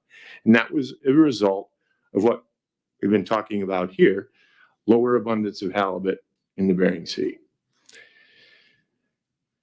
Moving forward to this year, this upcoming year, the abundance dropped yet one more notch. It went down to, so the bycatch limit dropped down to 1,309 metric tons. And again, that comes off that 2-dimensional lookup table with the 8 cells in it. So that's how the fishery is going to be operated in the near future. That is how the bycatch will be established. And on top of that, the deck sorting provisions are still in place too. Deck sorting is really a tool that allows the fleet to help stay within those limits. If they're carefully handling those fish, it gives them a cushion to stay under them. The big question that most people have is how constraining are these new limits? And I think perspectives vary. What we did see in 2024 was a reduction in bycatch in the Bering Sea. We've seen a number of reductions over the most recent years. The bycatch in the Bering Sea and in the Gulf of Alaska has been going down almost every year. The extent to which halibut abundance-based management contributed to that is, I think it depends on people's perspectives. We hear from the fleet that it was the pressure that was exerted by that lower bycatch limit made a big difference in their operations. And they claim they paid a price for it. I should mention, though, that a lot of times bycatch in the Bering Sea depends on, of course, a lot of things, but in this year in particular and last year, we believe that markets made a big difference. The markets for yellowfin sole have been especially poor the last 2 years. Yellowfin sole is a huge fishery, largest volume of any of the species that the Amendment 80 fleet is allocated. It occupies a lot of their fishing activity, and they left a lot of that in the water this year. A very large portion of their quota they left in the water. Markets just simply weren't there. They turned to rock sole. They caught some more. They made up for some of that loss in rock sole, but their encounter rates in the rock sole fishery are less than they are in the yellowfin sole fishery. So the thrust of that is that market forces can have a big difference too. And in reality, it was probably a little bit of both. The pressures of the new bycatch limits probably contributed, and certainly the market forces did too. So that's where we are with the abundance-based management. Maybe I can stop there. Madam Chair, is that a good place to stop it for questions? Yeah, I think that's great. See if there's any questions on that. And if not, maybe we'll get a quick overview of where things are in the Gulf. Let's see. I have, is that Mark? Yeah, go ahead. Yeah, thank you, Kurt. Question. So the fish that are being deck sorted and thrown back, are those all counted towards the bycatch limit? There is they're observed and they're graded on their viability. So it depends on how viable that fish is. And there, without going into a lot of the details, that fish is directly reduced, comes off of their bycatch limit, depending on whether it's going to die or not. Some of them are already dead. Some of them are very viable. They come right out of the trawl net. They're put back in. And that particular discard rate is going to be a lot lower. So it would not directly contribute. So it varies. I'm trying to be simple in explaining it, but I think you That's get it. helpful. Thanks. And Yeah. have Okay. you conducted specific research, like mark recapture research to study the viability? The deck sorting was informed with a lot of, it was a long process to get to where we were. And yes, it was informed by the science. Thank you. Go ahead. Sorry, someone down the table from your. Yeah, I'm just wondering, in the meetings, we're talking about halibut always in a matter of pounds. And you're talking in metric tons, but it looks to me like the 1,745 metric tons is roughly 3.5 million pounds of halibut. And then the reduction all the way down to 1,309 tons, which is still 2.885 million tons. I'm just wondering, or million pounds, why do we talk about it in tons when we're all talking in pounds? Well, that's how the rules are set up, for one thing. That's one of the reasons we're talking about it in tons, is that as fishery managers in those large volume fisheries in the Gulf and in the Bering Sea, as in-season managers, that's the language we use. And I do realize here at IPHC, we're always talking about pounds. It just seems like it tries to belittle the halibut to me. Robert, and then Phil, and then Garrett. Yeah, thanks. It's just more towards the secretariat. I was just wondering if we'd be able to get the table so we can look at it. Is there a link or something that we can look at what the actual table is? The lookup table for ABM? Yeah, So, please. sure. Yeah, we can come up with that. If not right now, we can come up with it soon. Okay, thank you very much. Okay, let's see. Phil, and then Garrett I had over here. I was just curious, we've been talking about the halibut nursery area back and forth here over the years. I just wondered what that Amendment 80 fleet that's working there, what is the overlap between the halibut nursery area that's always been our books here versus where the Amendment 80 fleet is prosecuting their fishery right there? Good question, Phil. And I don't have that, right here, right now. The Amendment 80 fleet fishes a broad area of the Bering Sea, depending on what species they're after. For example, the active mackerel fishery tends to happen out in Area 4B and 4A, closer to the rocks out that way. There's a big component of the yellowfin sole fishery that occurs off of Togiak, actually not far off of Togiak. That's a very clean fishery. That's where they prefer to fish. But they've got their spots and they go all over the Bering Sea. Now, the overlap to the nursery area, I'm sorry, I don't have that handy. It would be nice to see the overlap, or at least see what kind of fish and where they're directly fishing in that halibut nursery area, just for the future reference for us. Thanks. I'd be happy to do that. Yeah. And I see that someone put up that lookup table there. Thank you. Garrett. Yeah, thanks for the presentation, Kurt. I just wanted to kind of follow up on a question I've had that Mark kind of inquired. So on the deck sorting, were the studies that are informing those mortality rates, were tags used, and are there any tags being used now, or was it just a one-time analysis? There's no tags associated with deck sorting at this point. But there was. And I might ask for help if anyone else here might recall the science that informed the deck sorting discard mortality rates. Without looking it up, I'd hate to say anything right here. I might get it wrong.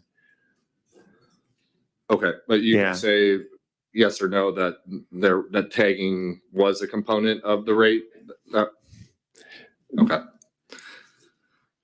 Thanks. Okay, Yeah. my other question is, so how do the decisions that the IPHC makes on an annual basis, so we're looking at around a 15% reduction, does that have an impact on the next year's bycatch level in the ABM program, or?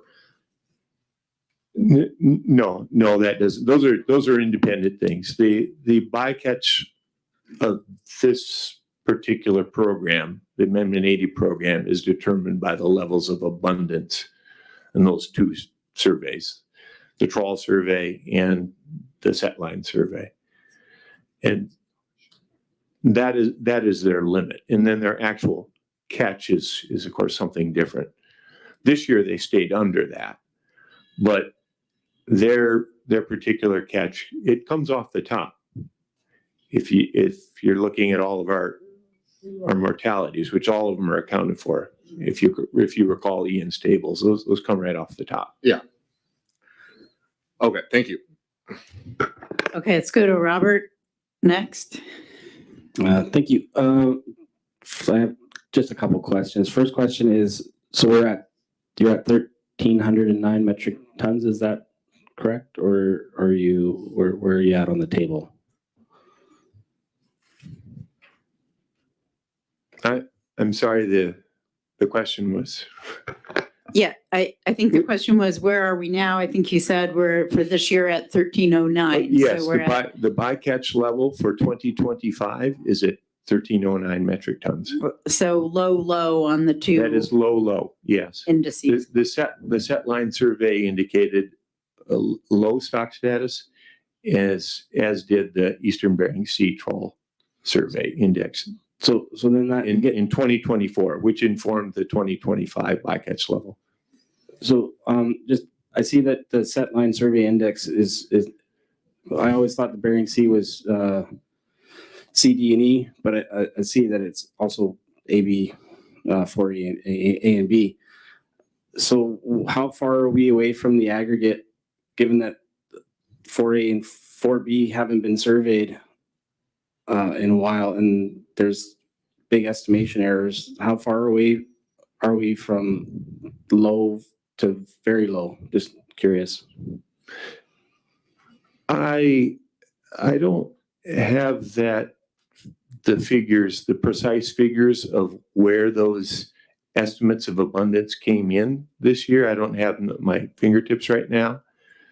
For It the looks set like line survey. Ian has those. Do you have so- that, Ian? Yeah. I don't have the numbers in front of me, but we were fairly close to that threshold between the low and the very low. There's a letter that's put together as soon as we finalize the survey data each fall. There's a letter that's put together that goes from the IPHC to the North Pacific Council, which provides the results from that year. And actually, Alan can probably speak to that better than I can. Didn't see him back there. Thanks, Ian. You're exactly right. IPHC sends a letter to the Alaska region every year after we get our space-time model results of the set line survey. And you can actually go onto the Space-Time Explorer, which is the interactive tool to examine space-time model results for the FIS survey. If you go to output, there's an output tab. You can actually see how to calculate the ABM index and calculate using that tool. You can get to that tool under data, products, and FIS on our IPHC website. But Ian's exactly right. It was just above the very low threshold, so it was still in the low. And the letter that we provided to NIMS also had the uncertainty around it, which I can't remember exactly, but there was some probability it could be in the very low category. Okay, yeah, I was just curious of what the probability was, just given the estimation errors on some of the survey areas. Okay, I think I had Buck next. Did you? Yeah, I think I just found it. I think the The estimate came in at 6,282 off of the FIS that informed the 2025 lookup table. If that helps you, it's right, as Alan was saying, is just a little bit above that 6,000 metric ton threshold. Thanks, Kurt. Buck, and then Chris. Thank you. It's not really a question for Kurt, but in my opinion, there was questions about was there tagging revolving around the deck sorting, which started at EFP and then experimental type thing to see if it would work, and then it went into regulation. And in my opinion, if there's a lot of research needed on that, because to me the viability was when the fish was going over the side, it was viable or not. But those, some of those, there's plenty of, I want to be careful, but there's plenty of evidence that killer whales fall around just about every boat. And so the question becomes, well, it's viable going over the side, but did it make it to the bottom? And so in my comments, or my part of my proposal, I had a research section, and I just given, hopefully somebody will read it and have some clues about doing some mark recapture to just make sure those, I'm sure the science is good on whether they went over the side, but if you have killer whales following 24/7 in a lot of areas in Alaska, did they ever make it to the bottom? So to me, it's a major source of uncertainty in our stock assessment, or in our just general understanding of the way that works. So I don't expect Kurt to comment. I actually have a paper in my hotel room upstairs that talked about scientists worried about feeding whales expensive tags and didn't think they could get a permit from NIMS for the marine mammal, feeding too many tags to whales. So anyways, I think it needs more research. Thanks, Buck. I mean, I would note that the regulations say they can't deck sort in the presence of whales. So when whales show up, they have to stop, and then it goes to the higher mortality rate. But anyway, I understand your concern about predation for sure. I think Chris, did you have a question? Yeah, I have several, but I'm trying to wrap my brain around it. So forgive me if I asked something about ground that was already covered. Okay, so you mentioned, I guess it was earlier on, before you went to abundance-based management, there was a series of cuts. What brought that on, and what were the cuts? Like, just a little background on that. Thanks a lot, Chris. If you give me a minute, I'll look this up. I think I have that handy.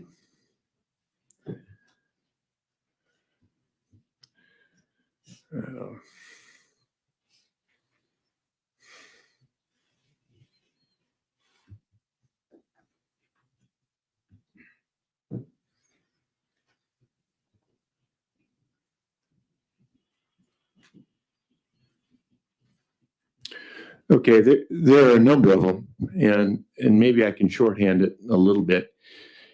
When Amendment 80 was put in place, the bycatch limit was 2,525 metric tons. And between 2008 and 2012, it was incrementally reduced, in 2012 going down to 2,325 metric tons. So it dropped roughly 200 tons. And then in 2016, there was a reduction from that 2,325 metric tons down to the 1,745 metric tons. That was a general lowering of the halibut PSC limit, not just in Amendment 80, but in other sectors. And it was back in, again, 2016. So that level at roughly 1,700 metric tons, which was put in place in 2016, it was incrementally introduced over a period of 3 years. But that's where the bycatch level remained until abundance-based management was put in place. And if you notice in the table, at the high level, and we're referring to the situation where the Eastern Bering Sea trawl survey indicates a high abundance, and the set line survey also indicates high abundance, then that 1,745 metric ton level is still in place. So bycatch drops from there down to the low level, which is 1,222 metric tons. Okay, so when those incremental cuts were done, was the goal to get to that 1,700 over time? Is that just sort of where you ended up by accident? No, that was the goal. Okay, yeah, in the beginning, at Amendment 80, it was put in at roughly 2,500 tons, and part of that rulemaking was to over time lower it to a little over 2,300 tons, and the intention was the target was at 2,300 tons, but it was deliberately put in incrementally to be lowered. And similar in 2016, starting at that 2,300 tons again, with a target of 1,745, and it was deliberately spaced over a 3-year period. And so when it hit 1,745 in what year again? 2016. 2016. Yeah. Okay. So when I'm looking at this table here, so last year or for 2024, what was the magical number that got picked? Were we low, high, medium, low, low? Like what was the limit? Oh, I broke it. The first table is on there? Okay.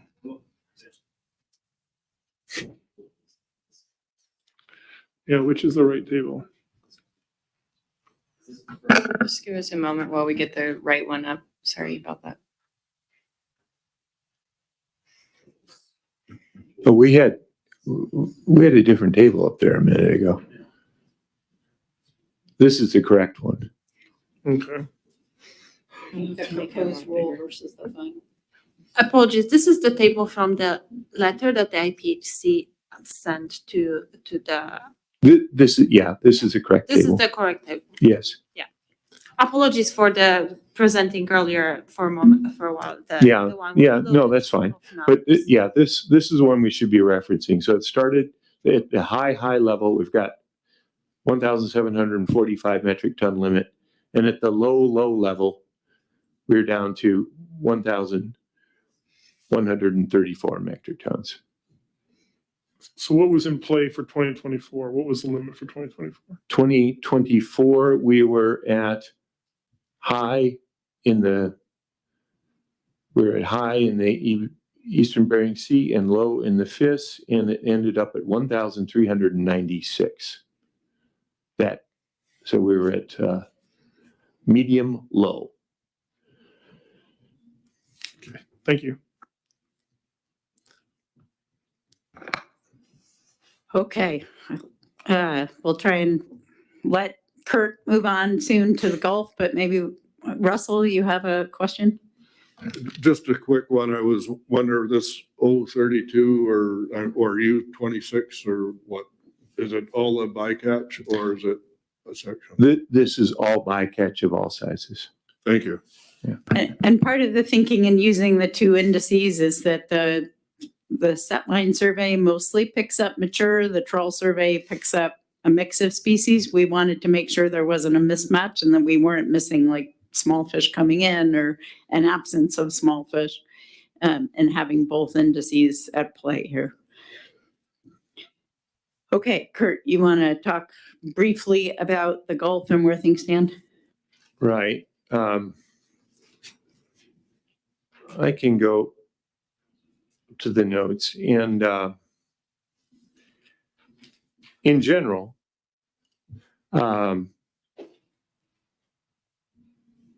big picture of all of Alaska, bycatch did bump up a little bit this last year.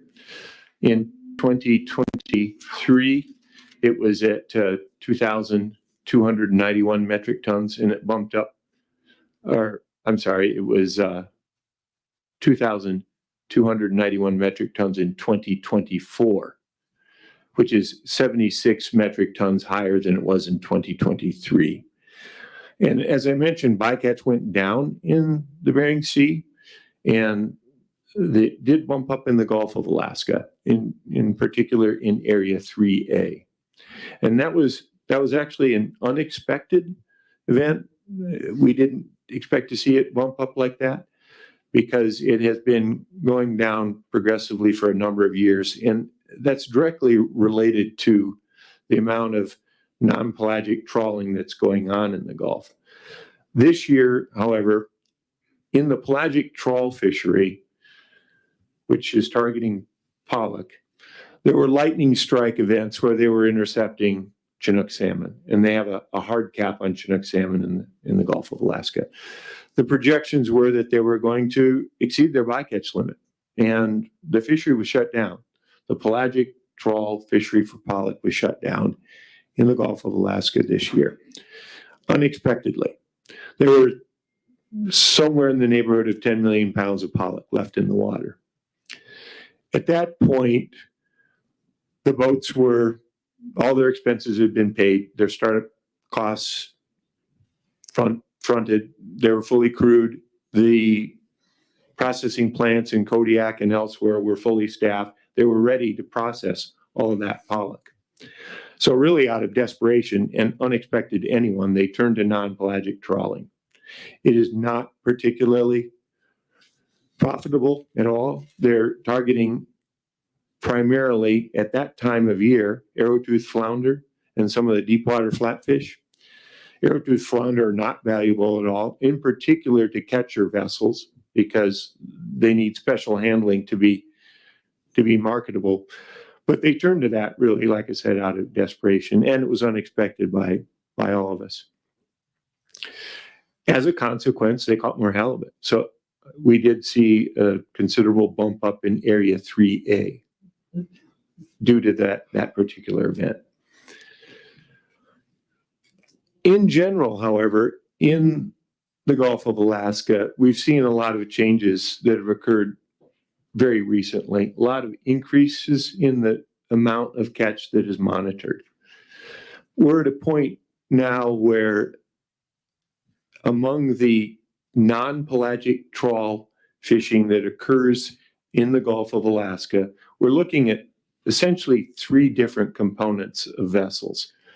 There are catcher processors, not very many of them, but they do fish in the Gulf of Alaska, non-pelagic trawling. They come in at 100% of their catches monitored.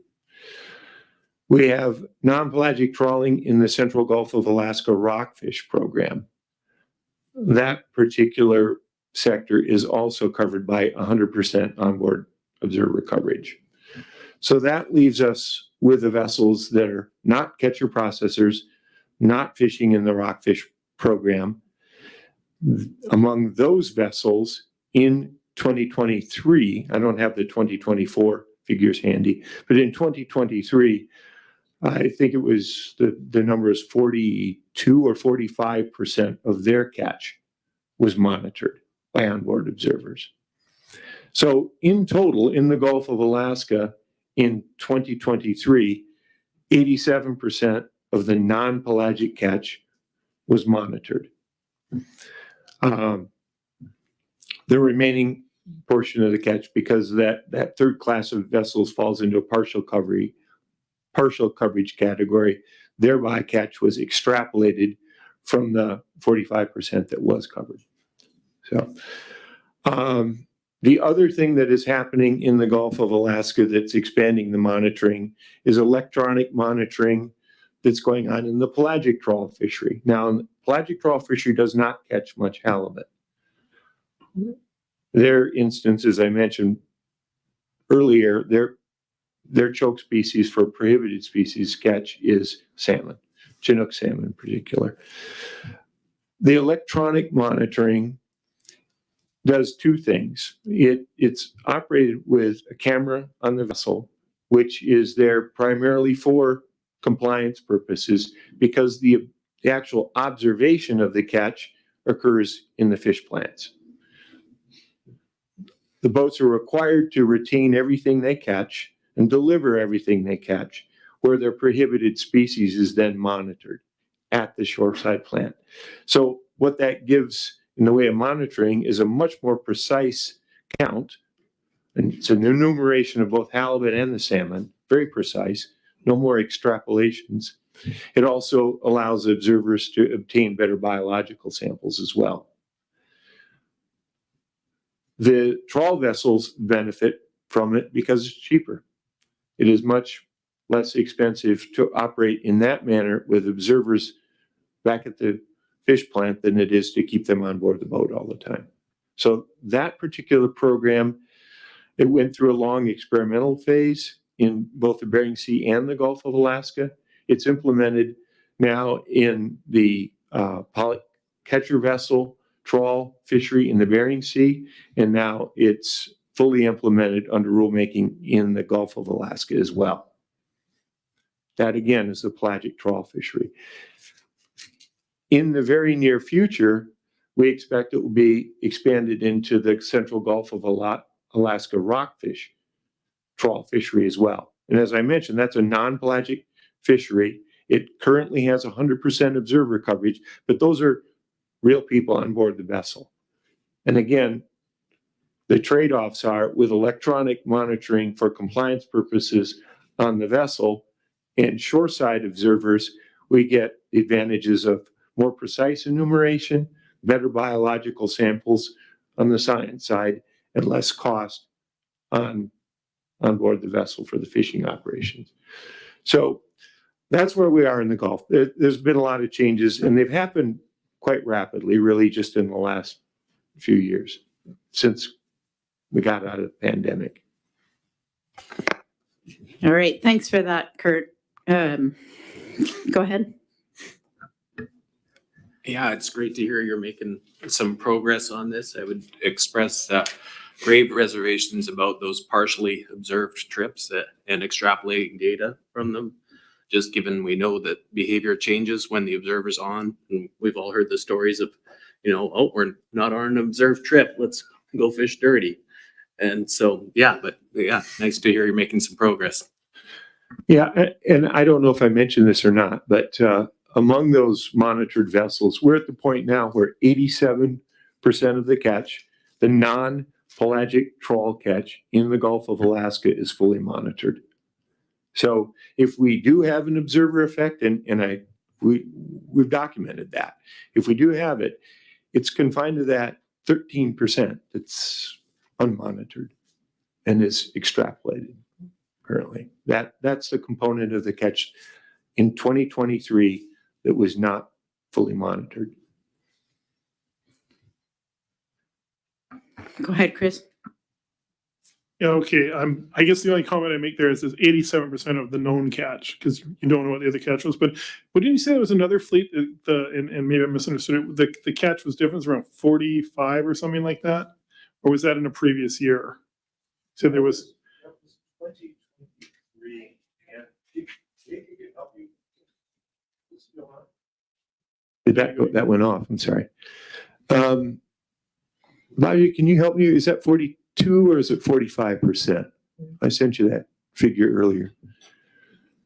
Off the top of my head, I'm trying to remember. In any event, Chris, that particular component, this would be the non-pelagic trawl fishing that does not fit into catcher processing or the Central Gulf of Alaska rockfish program.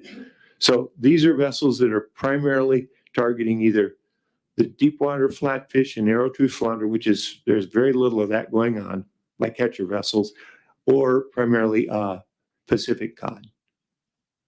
Those are their targets that fall into that category. They are partial coverage. They receive partial coverage, and 45% of their catch was monitored. 42. 52%. 32%. Okay, there's my correction. and then you use that to extrapolate up. Yes, for the remainder of For the the remainder catch. of the catch. Okay, Yes. so how much, like, what's the halibut bycatch in that fishery? Oh, Like, is that a fishery that intercepts a lot right. of halibut bycatch, or is it one that is really, it's not sort of a, from the halibut fleet's perspective, not a concern? In that particular sector, in that particular group, which would be the non-catcher processor, non-rockfish program, non-pelagic trawling, I don't have that at my fingertips, but I could get it to you. Okay, I just remember back in, I think it was 2012, maybe a different year, but IPHC actually held a workshop with NIMS on observer coverage. And one of the things that I really recall coming out of that was the discussion of that you can't actually, when you have partial observer coverage, you can't extrapolate because you don't know the bias of the unobserved boats. And there was a lot of talk about you have to be really cautious of doing that because you can't bootstrap it because you don't know what the bias is because you don't have any observers on the boats.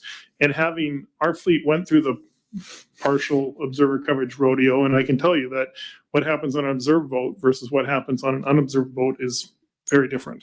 That's why we're at 100% coverage today. So if you could give me the halibut numbers, I'd appreciate that. Yeah, I'd be happy to do that. And I appreciate Yeah. all this information. Is there like I've tried looking through that NIMS observer report. Is there like the Reader's Digest version of that? Good question. Yeah, you know, Chris and everyone else, the most recent version of the Alaska Observer Report came out in November, and it covers the 2023 fishery, and that's what I'm quoting from here. And off the top of my head, I believe it was table 4-4 that you'd want to zero in on. It's toward the back, and it provides those figures. Baj is nodding. And so table 4.4, and it's deep into the report, but it shows those particular, those three groups of non-pelagic vessels and their respective halibut bycatch figures and their coverage rates and the amount of their catch that was monitored. Great, thank you. You saved me a lot of reading. Thank you. Yeah. You know, and moving forward, I made a commitment to Raja that we get that report to the Secretariat every year, and it usually comes out in the autumn. And there's no reason we can't, you know, present the results, the salient results of that every year here, if it helps the group. Okay, thanks, Kurt. Oh, we got another question. Go ahead, Rob.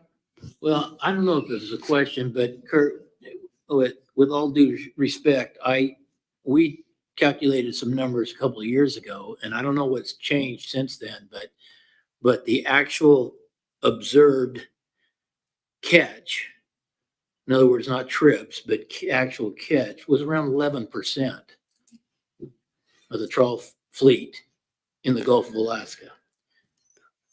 Right. And, you know, I don't know what exact has changed, but it sounded to me like that's pretty dramatically different than what we things have changed. Okay. But and I think probably the best thing to do is to go to that recent version of the report.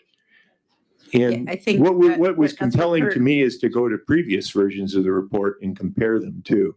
Go back in time, and then you get a good sense of really quite rapid changes in bycatch management, especially in the Gulf. Yeah, I mean, I think what Kurt covered is there has been some pretty dramatic changes in coverage because of the uptake of electronic monitoring in the Gulf. So that's part of why I thought it would be helpful to bring this information forward. Okay. So happy to take I know there was a report that got circulated, you know, in Alaska showing there'd been a review of the monitoring program in Canada, some concerns about the level of monitoring and its accuracy.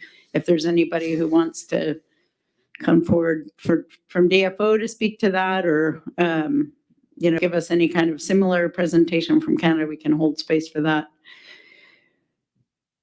Mark, did you have something? Yes, thanks, Madam Chair. I was curious, same question, and if not, if no one from DFO is here, I was going to ask if anyone on the Canadian side here could perhaps speak to that. The report that the chair is referencing is the Inspector General's report, which was a 7-year follow-up audit of DFO's monitoring procedures. That came out in the fall of 2023 and showed a lot of large gaps in the monitoring system, and would be great to hear what kind of progress has been made in implementing the recommendations of the Inspector General's office there. Thank you. If anybody here who wants to speak to that?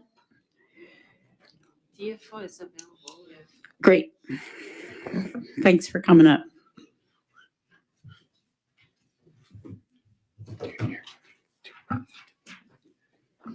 Hi, folks, and thank you for having me. My name is Gwen Mason. For those of you who don't know me, I am the halibut coordinator with the Groundfish Management Unit with DFO.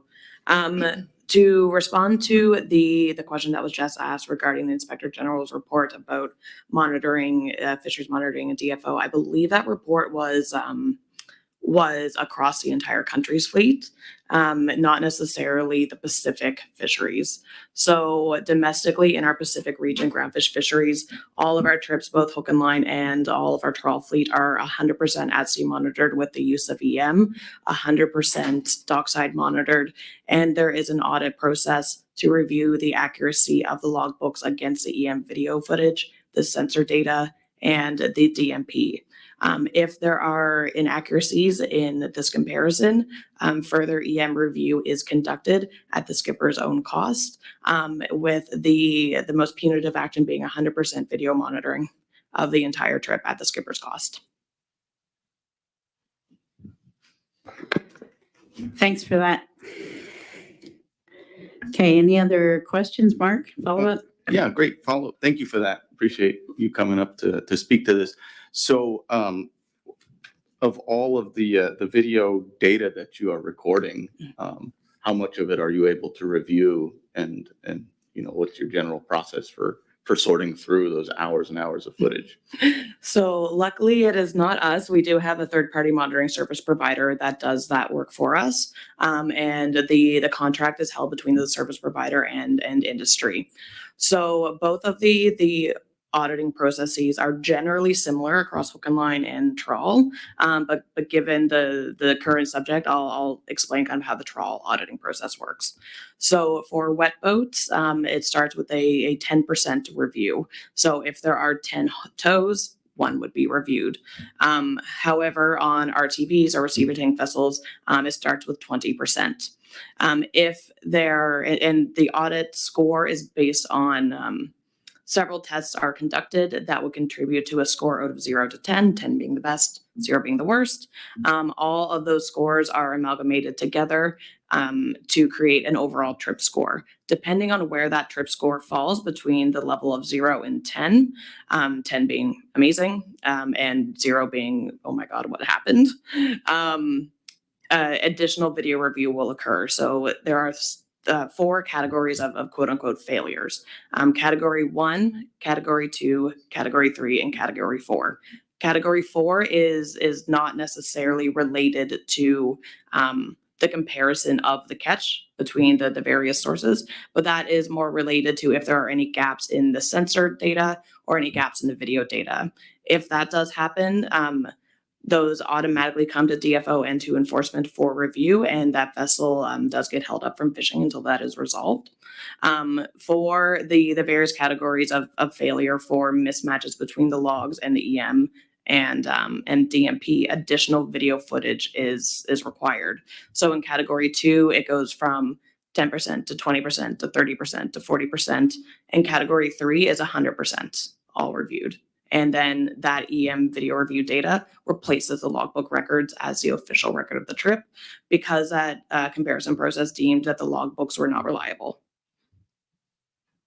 Yeah. Thank you. So if I hear you correctly, then, when I read that report a year ago at the last meeting, and it was quite scathing. And so if I hear you correctly, that was all in reference to the East Coast trawl fleet, and the West Coast trawl fleet here is doing just fine. It looks like I will pass that over to my manager. Maureen Finn is here. Hi, everyone. I'm Maureen Fenn, the regional manager here for Groundfish. Yes, so that report was really national in scope. And so many of the examples held up as sort of the leading examples of monitoring here in Canada are from Pacific region groundfish in particular. Yeah, thank you. Ken? If anybody cares to look at one of our audits, I got one right here on my phone of my trip. And all the years that I fished, I actually was surprised. I got 110. But my average is generally in the 9 to 10 and the higher parts of the 9. I really don't want to speak to Gwen during the season. She might tie me to the dock. Okay, thanks so much Chris, sorry. One thing I just add is if there's extra video review, like this is all paid for by the fisherman, right? So if you screw up your audit and there's extra video, your costs go up, right? So everyone's trying to keep their costs low, which is the incentive to produce an accurate logbook, accurate data. So you get to category 1 rather than to category, we're going to review more of your video and you're going to get charged for it. Or as mentioned, 100%, we're not looking at the logbook, it's 100% of the video and that's your trip record. And they get dinged for that, right? We get dinged for that. Can I ask a question of, do you know what your average cost per day is for observer or for EM without having to do any extra review? Do you know that, or does somebody know that here for Canada? It's one of those, depends on the circumstance. Do they own the system? Do they lease the system? We can probably talk about it offline and provide a little bit more information. Okay, thank you.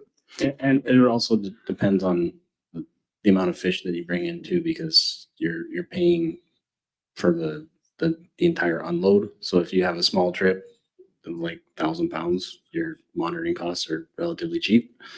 If you come in with like 30,000 pounds of not just halibut, but like other bycatch and halibut total, you're looking at a fair bit. I mean, ours average probably about $2,100 Canadian. Thank you. Okay, thanks so much. And that's a trip, Appreciate. 2,100 a trip. Got it. Okay, appreciate that update. Thanks. Input. Okay, so that is the end, I think, of our presentations on bycatch. This is where we had earmarked to talk about maybe protections for nursery areas. Mark, did you have a motion? Yeah, yes, thank you, Madam Chair. I have a motion and have Dr. Nuzak put it forward.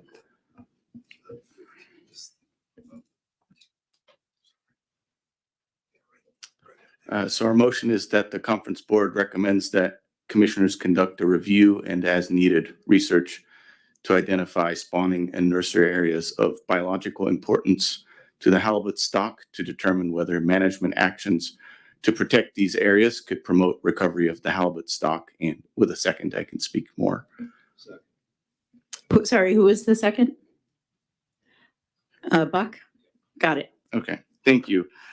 So we put this motion forward because Article 3, Section 3G of the convention identifies the protection of nursery grounds as a management tool that the commission specifically may employ to conserve the halibut stock.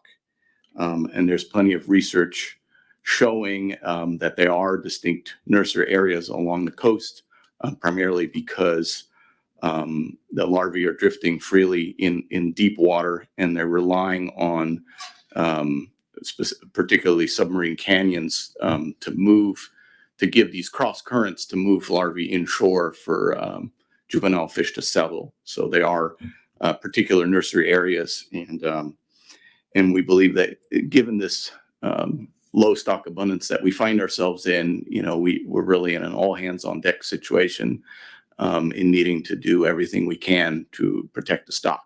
And so we see this as a necessary motion for moving forward in protecting halibut juvenile halibut and nursery areas.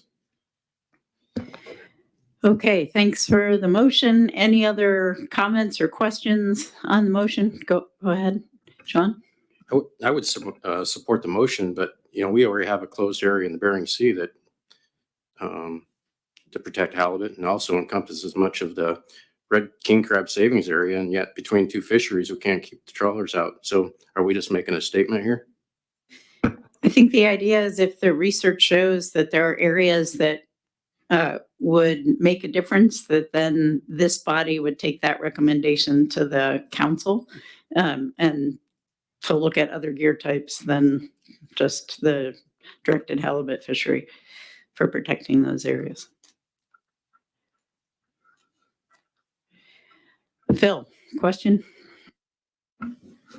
Yeah, Phil Wyman from Sitka, also a member of Alpha here, but I think we talked about this at a meeting this fall about identifying these areas, especially we were just trying to stay in the areas that we primarily fish at in 2C and 3A, and we were just, trying to identify maybe some areas out there closer to Kodiak, the Portlock banks, the Albatross banks for maybe studying those for savings in the fishery. 3A is getting a lot smaller real quick, the way that people fish. Luckily, we put in motion here. Linda was a big part of it back in the 90s. We stopped all trawling from Manby Point. That's the west side of Yakutat Bay all the way down to the 3A 2C line. So that gives us a lot. But the fishery, the 3A guys that fish, everybody fishes now wherever they go. And so there's a lot more pressure on the eastern side of 3A.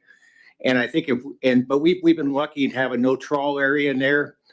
We're also lucky for other things, but the fish, that area is getting 3A used to think is huge. It's really not that big anymore in my mind. So anyway, we were just looking at maybe trying to identify some nursery ground areas, especially from Yakutat Bay all the way over to 3B. So that was just our hope too, that we could establish them. And I think maybe we could find some interest. I know we're talking out a long ways, but we need to rebuild some spawning areas on the western side of 3A and around Kodiak just to get more migration back into the eastern Gulf. Thanks. Thanks, Phil. Chris? Yeah, just had a question around the wording. And I know there was some sensitivity around the wording, and certain wording is needed to get attention of certain people. So I'm not saying I'm right or wrong. I'm just wondering, we say to protect these actions to protect these areas could promote recovery of the Pacific halibut stock. I guess what I'm wondering, if somebody looks and says, well, hang on, there's Pacific halibut stock based on all the data. It's not in need of a rebuilding plan, interim harvest strategy apology. It hasn't triggered a rebuilding plan. I guess my point is could somebody look at that and dismiss it? Or could it be these areas could benefit and promote recovery? Or some, I'm just throwing it out there. I don't have heartburn. I can probably live with this wording, but I just wanted to see if somebody could shut it down on that, seeing there's nothing to recover. We're above BMSY. That's my only question. It could benefit the Pacific halibut resource stock and promote its recovery or increased abundance or something. I just throw that out there for consideration, but I understand there's some sensitivities around the wording that you guys will know what kind of works and what doesn't. So I'll leave it up to you. Yeah, thank you for that. I mean, I'd certainly take that as a friendly amendment. I think recovery or increased abundance would be fine, or growth. I think the thought with recovery was recovering to higher levels, which I think we all can agree that we are at a historic low. So I think the suggested wording I heard there was management actions to benefit. Yeah, it's protect these areas to benefit and management actions to protect these areas to benefit and promote.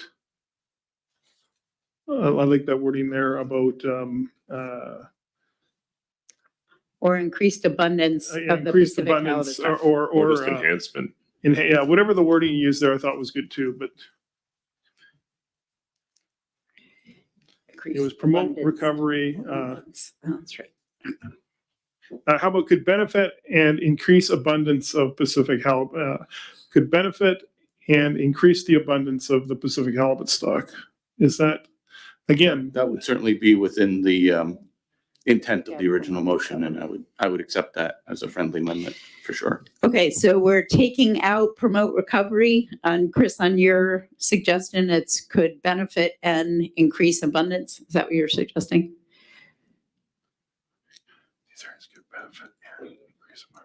Yeah, so it could benefit and increase abundance of the Pacific halibut stock.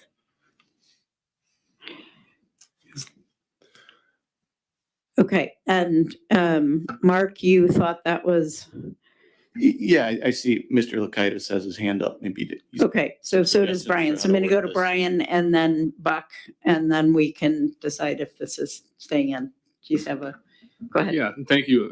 Just if it's helpful, I don't mean to nitpick.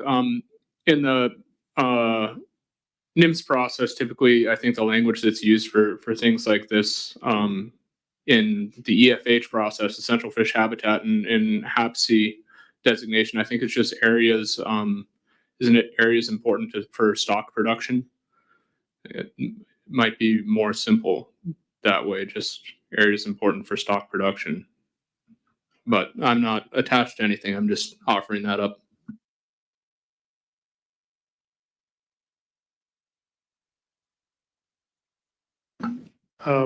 Yeah, it's not my motion. I just suggest the wording. If that is going to get the proper attention that we talked about earlier, then, you know, I'm fine with that. I just want to make sure that this wording meets the intent. It gets the attention it deserves.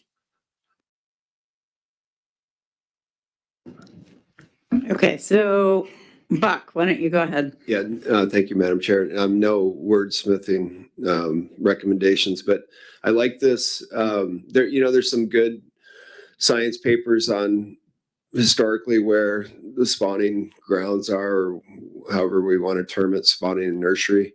But one of the things that I think would be important in this is we as a fishery, since IFQs in the United States, what's that?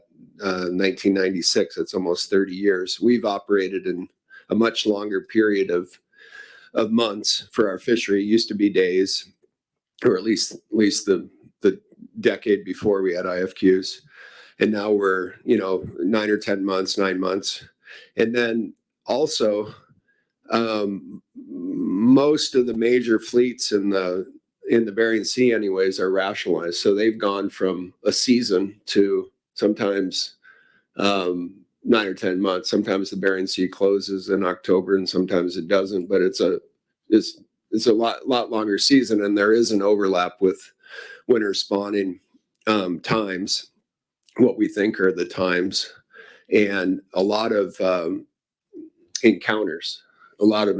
So some of this could probably be, you could utilize AIS history. I mean, from my experience, it's amazing where some of these trawl fleets will fish. I mean, it's just absolutely right where you want to be. And they, whatever, they have their PSC limit and they're entitled to fish there. But yeah, I think this would be very informative, not just, digging out the old papers, but actually see real time and really approach it as like encounters. How many halibut are encountered by what fleets at what time of year, and kind of map that out for us. I think it'd be pretty, I mean, I don't know. I don't know if it would be a smoking gun. I just think it would be informative. So I support this.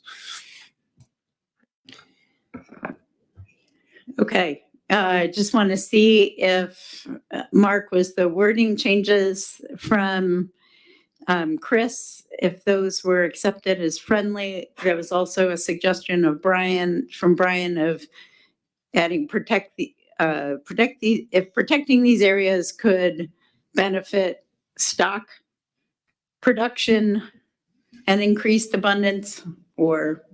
Yeah, I was just thinking something along those lines. It seems like maybe move production down to benefit stock production and increase abundance. Okay, I think that might be a a little, redundant, but that's okay. yeah, that's a lot of what we do in our wording has to be that way. So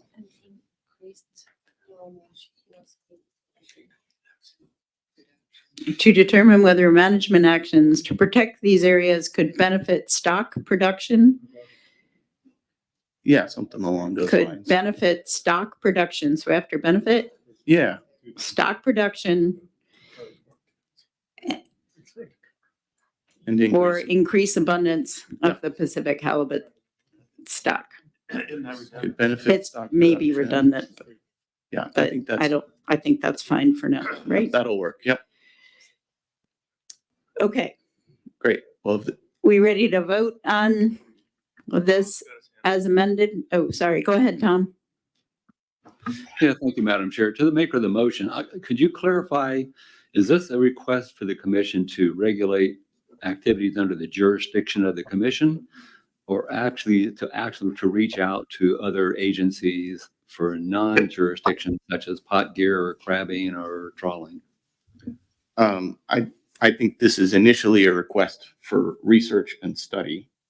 And that can inform the commission, which has the ability to use this as a management tool for the directed fisheries, I believe, but also could be used by council for other fisheries. But this is primarily, at this point, a request for research. Thanks, that's my understanding too. Okay, should we try? Linda? Yes, Kathy.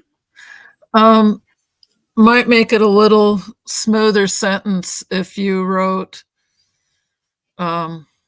these areas could benefit stock production and increase abundance of the Pacific halibut stock. So change that or to an and.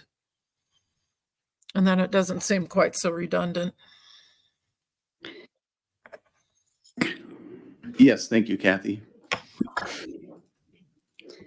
Okay, do we want to clicker vote on that?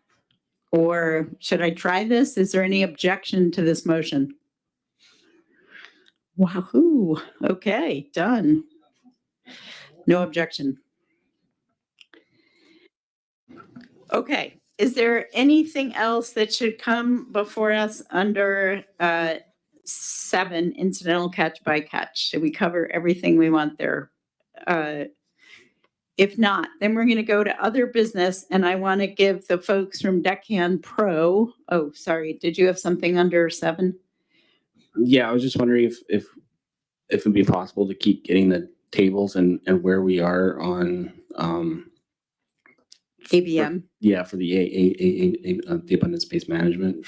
Yes, and I where think we are that's on the part of the information provided to the Secretariat annually, but we can make sure that's also included in the report to the CB. Yeah, just for our yearly updates so that we can continually see Track where we're- along. Yeah, track. Thank you. Noted. Great. Thanks.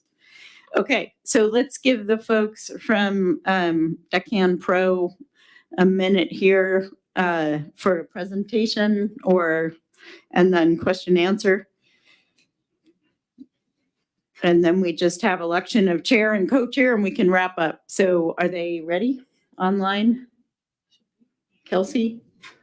Or who do we It's gonna have? be Sydney and Sydney and Lang. Okay, I'll turn it over to you guys if you're there.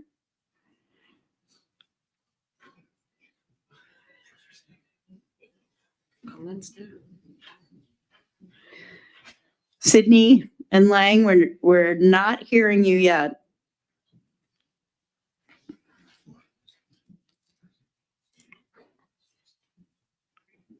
Can you explain?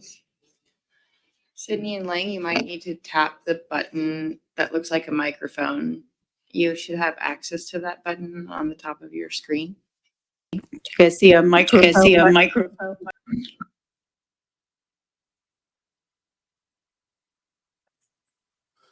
Hey, got me now? Is that you, Lang? It is, yeah. I think Sydney was having issues with her microphone, but she was gonna lead, but I'm happy to hop in here and help. So, yeah. One more one more call for Sydney here. Are you on, Sydney?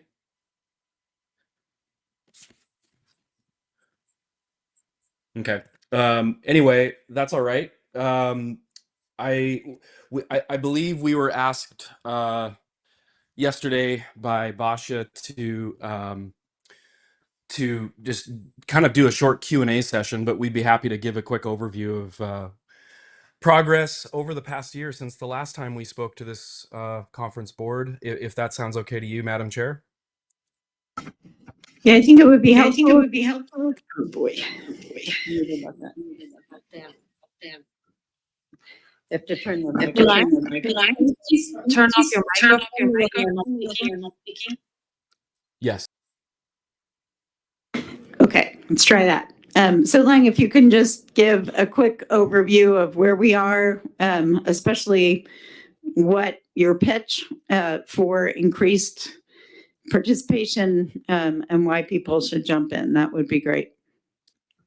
Sure. Thank you, Madam Chair.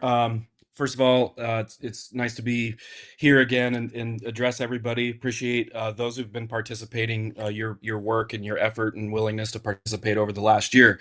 The quick update from us, a couple things. One is we, just before, well, I guess right after the new year, we received our approval letter from NIMS as finally, after a couple of years, an approved electronic logbook solution for those with a federal reporting requirement in the Alaska region. What does that mean for the fleet going forward, who historically has been submitting logbooks using the DFL, or those in the over 60 fleet who have been using our product? Well, that means you can switch to deckhand now. In place of the paper logbook. And also it means that printers, for those who are using our product under provisional approval, are no longer required. This is fantastic. The printer thing was tough to contend with, both for us and for our users, but that was in federal law and we had to work with what we had there. But that is now going away.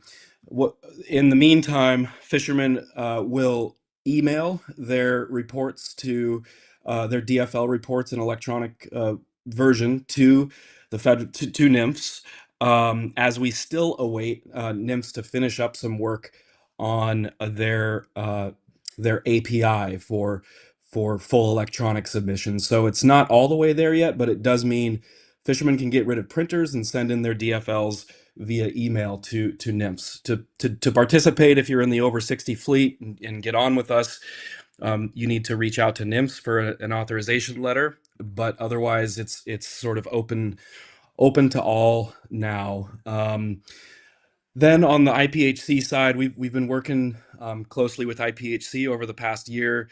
Basha and the field staff team to work out the bugs and kinks on deckhand as an electronic option for paper IPHC logbooks, an alternative to paper IPHC logbooks, and we're pretty much there. We had a successful, I would say, second half of the season once we finally got out on the water, and fishermen can now use deckhand to send their reports via airdrop to field staff at the dock, as well as to IPHC headquarters.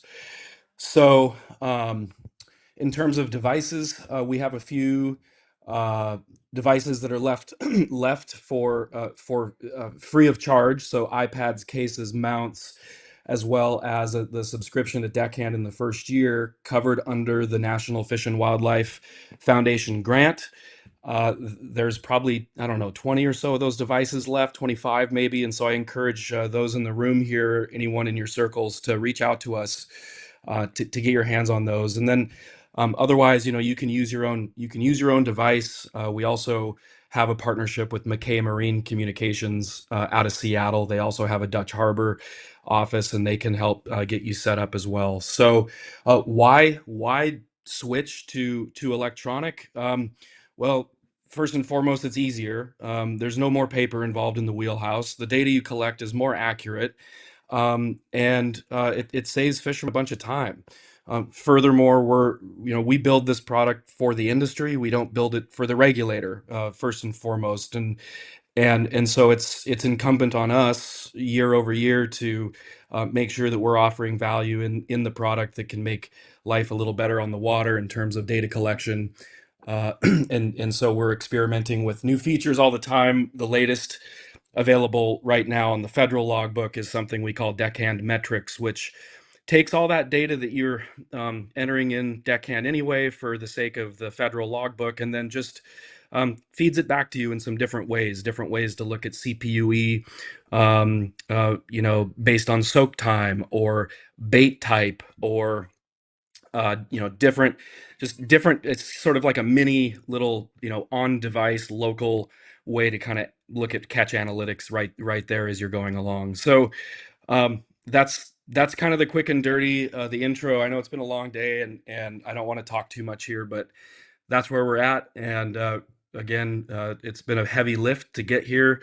The industry, the IPHC, NIMFs, FVOA, Alpha, NPFA, DSFU, you all have been instrumental in helping us get here. So with that, I'll mute my mic and happy to take questions. Thanks, Lang. It's, I think Deckhand Pro folks, Lang in particular, have been super responsive to any feedback from fishermen to make this platform, the e-logbook, work better for fishermen. So really have appreciated being able to work with you on this. Anybody have a question on that? Go ahead, Garrett. Yeah, thanks. Thanks, Lang. It's Garrett Elwood here. I did the survey, been using the deckhand logbook for 2 seasons, I believe now. And it's a huge time saver. I was curious if we could get any insight as to whether the subscription model format that it sounds like the product is going to be going towards in the near future, if that's like kind of set in stone, as I kind of related my comments of the survey. I feel like this should be a big, net gain as far as time efficiency on the data processing side for NIMS, and being that we're maxing out our IFQ tax right now at 3%. Just wondering if there's maybe any possibility that we wouldn't have to pay for something that makes NIMS' job easier and makes the data more accurate. Thanks, Garrett. Good to hear you. The comment you made along those lines was let's just say very much noticed by our entire team, and we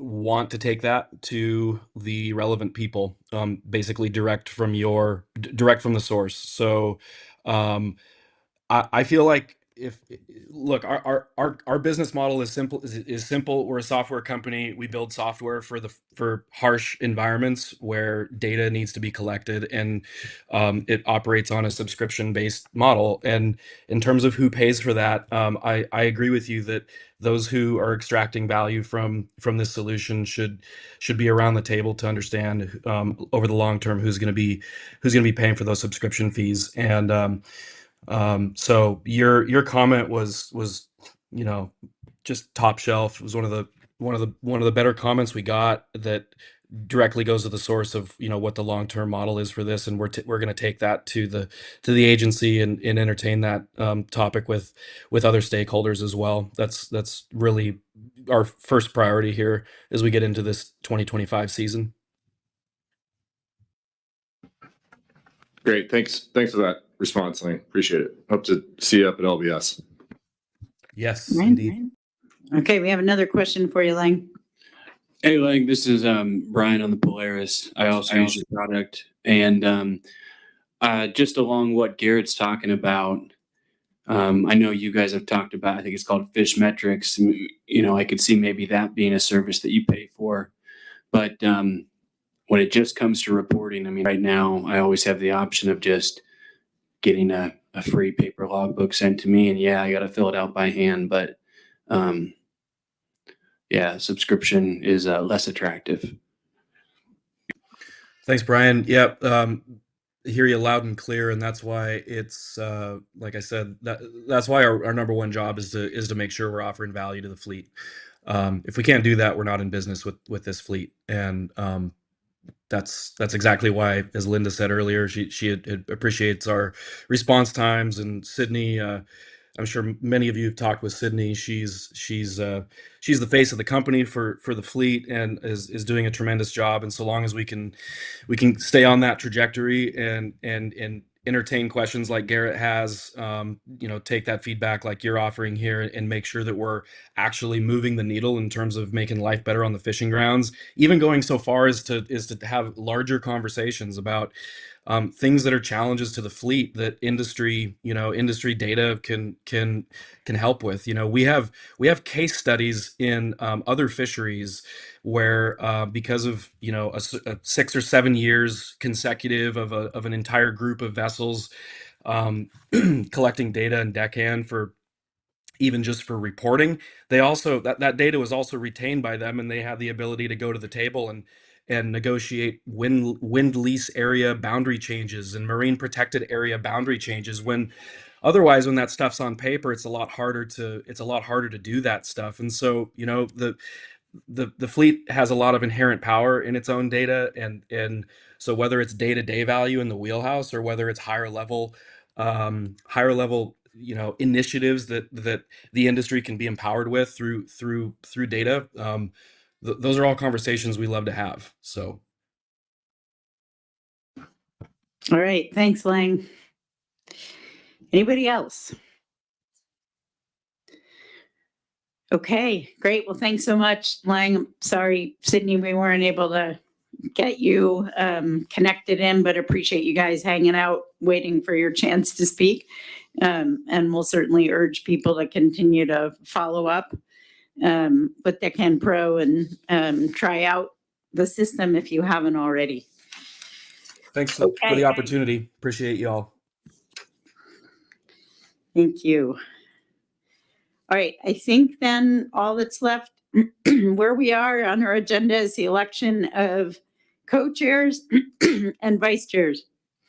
So we have a motion from, we start with the US for co-chair. I nominate Linda Benkin as co-chair for next year. Second. Okay, thank you. Was that Rob who seconded? Okay. Thank you. Any other nominations? Anybody else want the job?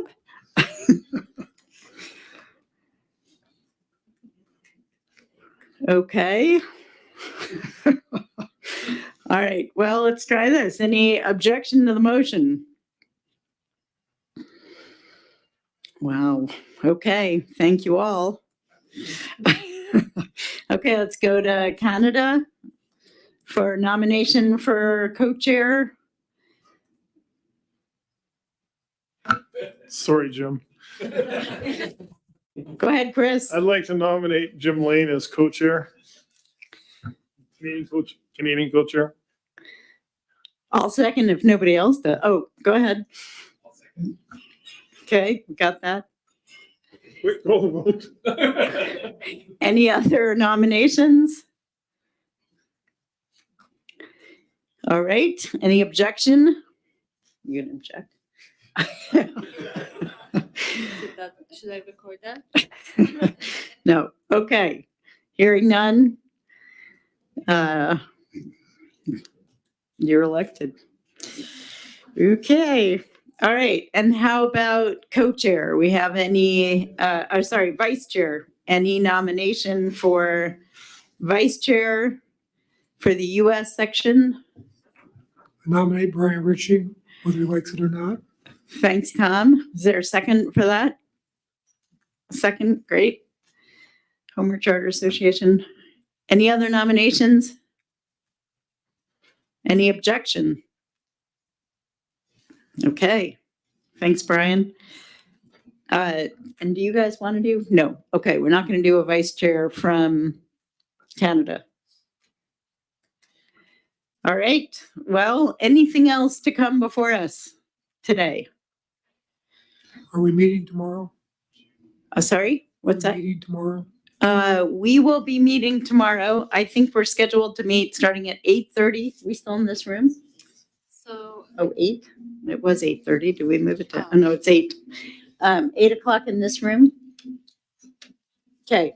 Yeah. So the process from here, we'll work to complete the report. It'll be that there will be a full set of minutes, and we have the recording that will capture everything. The report will try and summarize the key points from motions, conversations, all of that. We'll go through it. We'll get it out to you guys. It'll probably be late. Plan to take a look at it in the morning. Then we'll meet to go through it and see if there's any changes that need to be made before we make the presentation to the commissioners later tomorrow. So look for that report. You can read it as you drink your morning cup of coffee, probably. It sounds like it might be late before we get it out. And then we'll see you back in this room at 8 o'clock tomorrow to review the report. Do you know what time it's being presented to the commissioners? 1:30? Okay, 1:30, so afternoon. Thank you. Okay, thanks, everybody. Appreciate all your hard work and attention.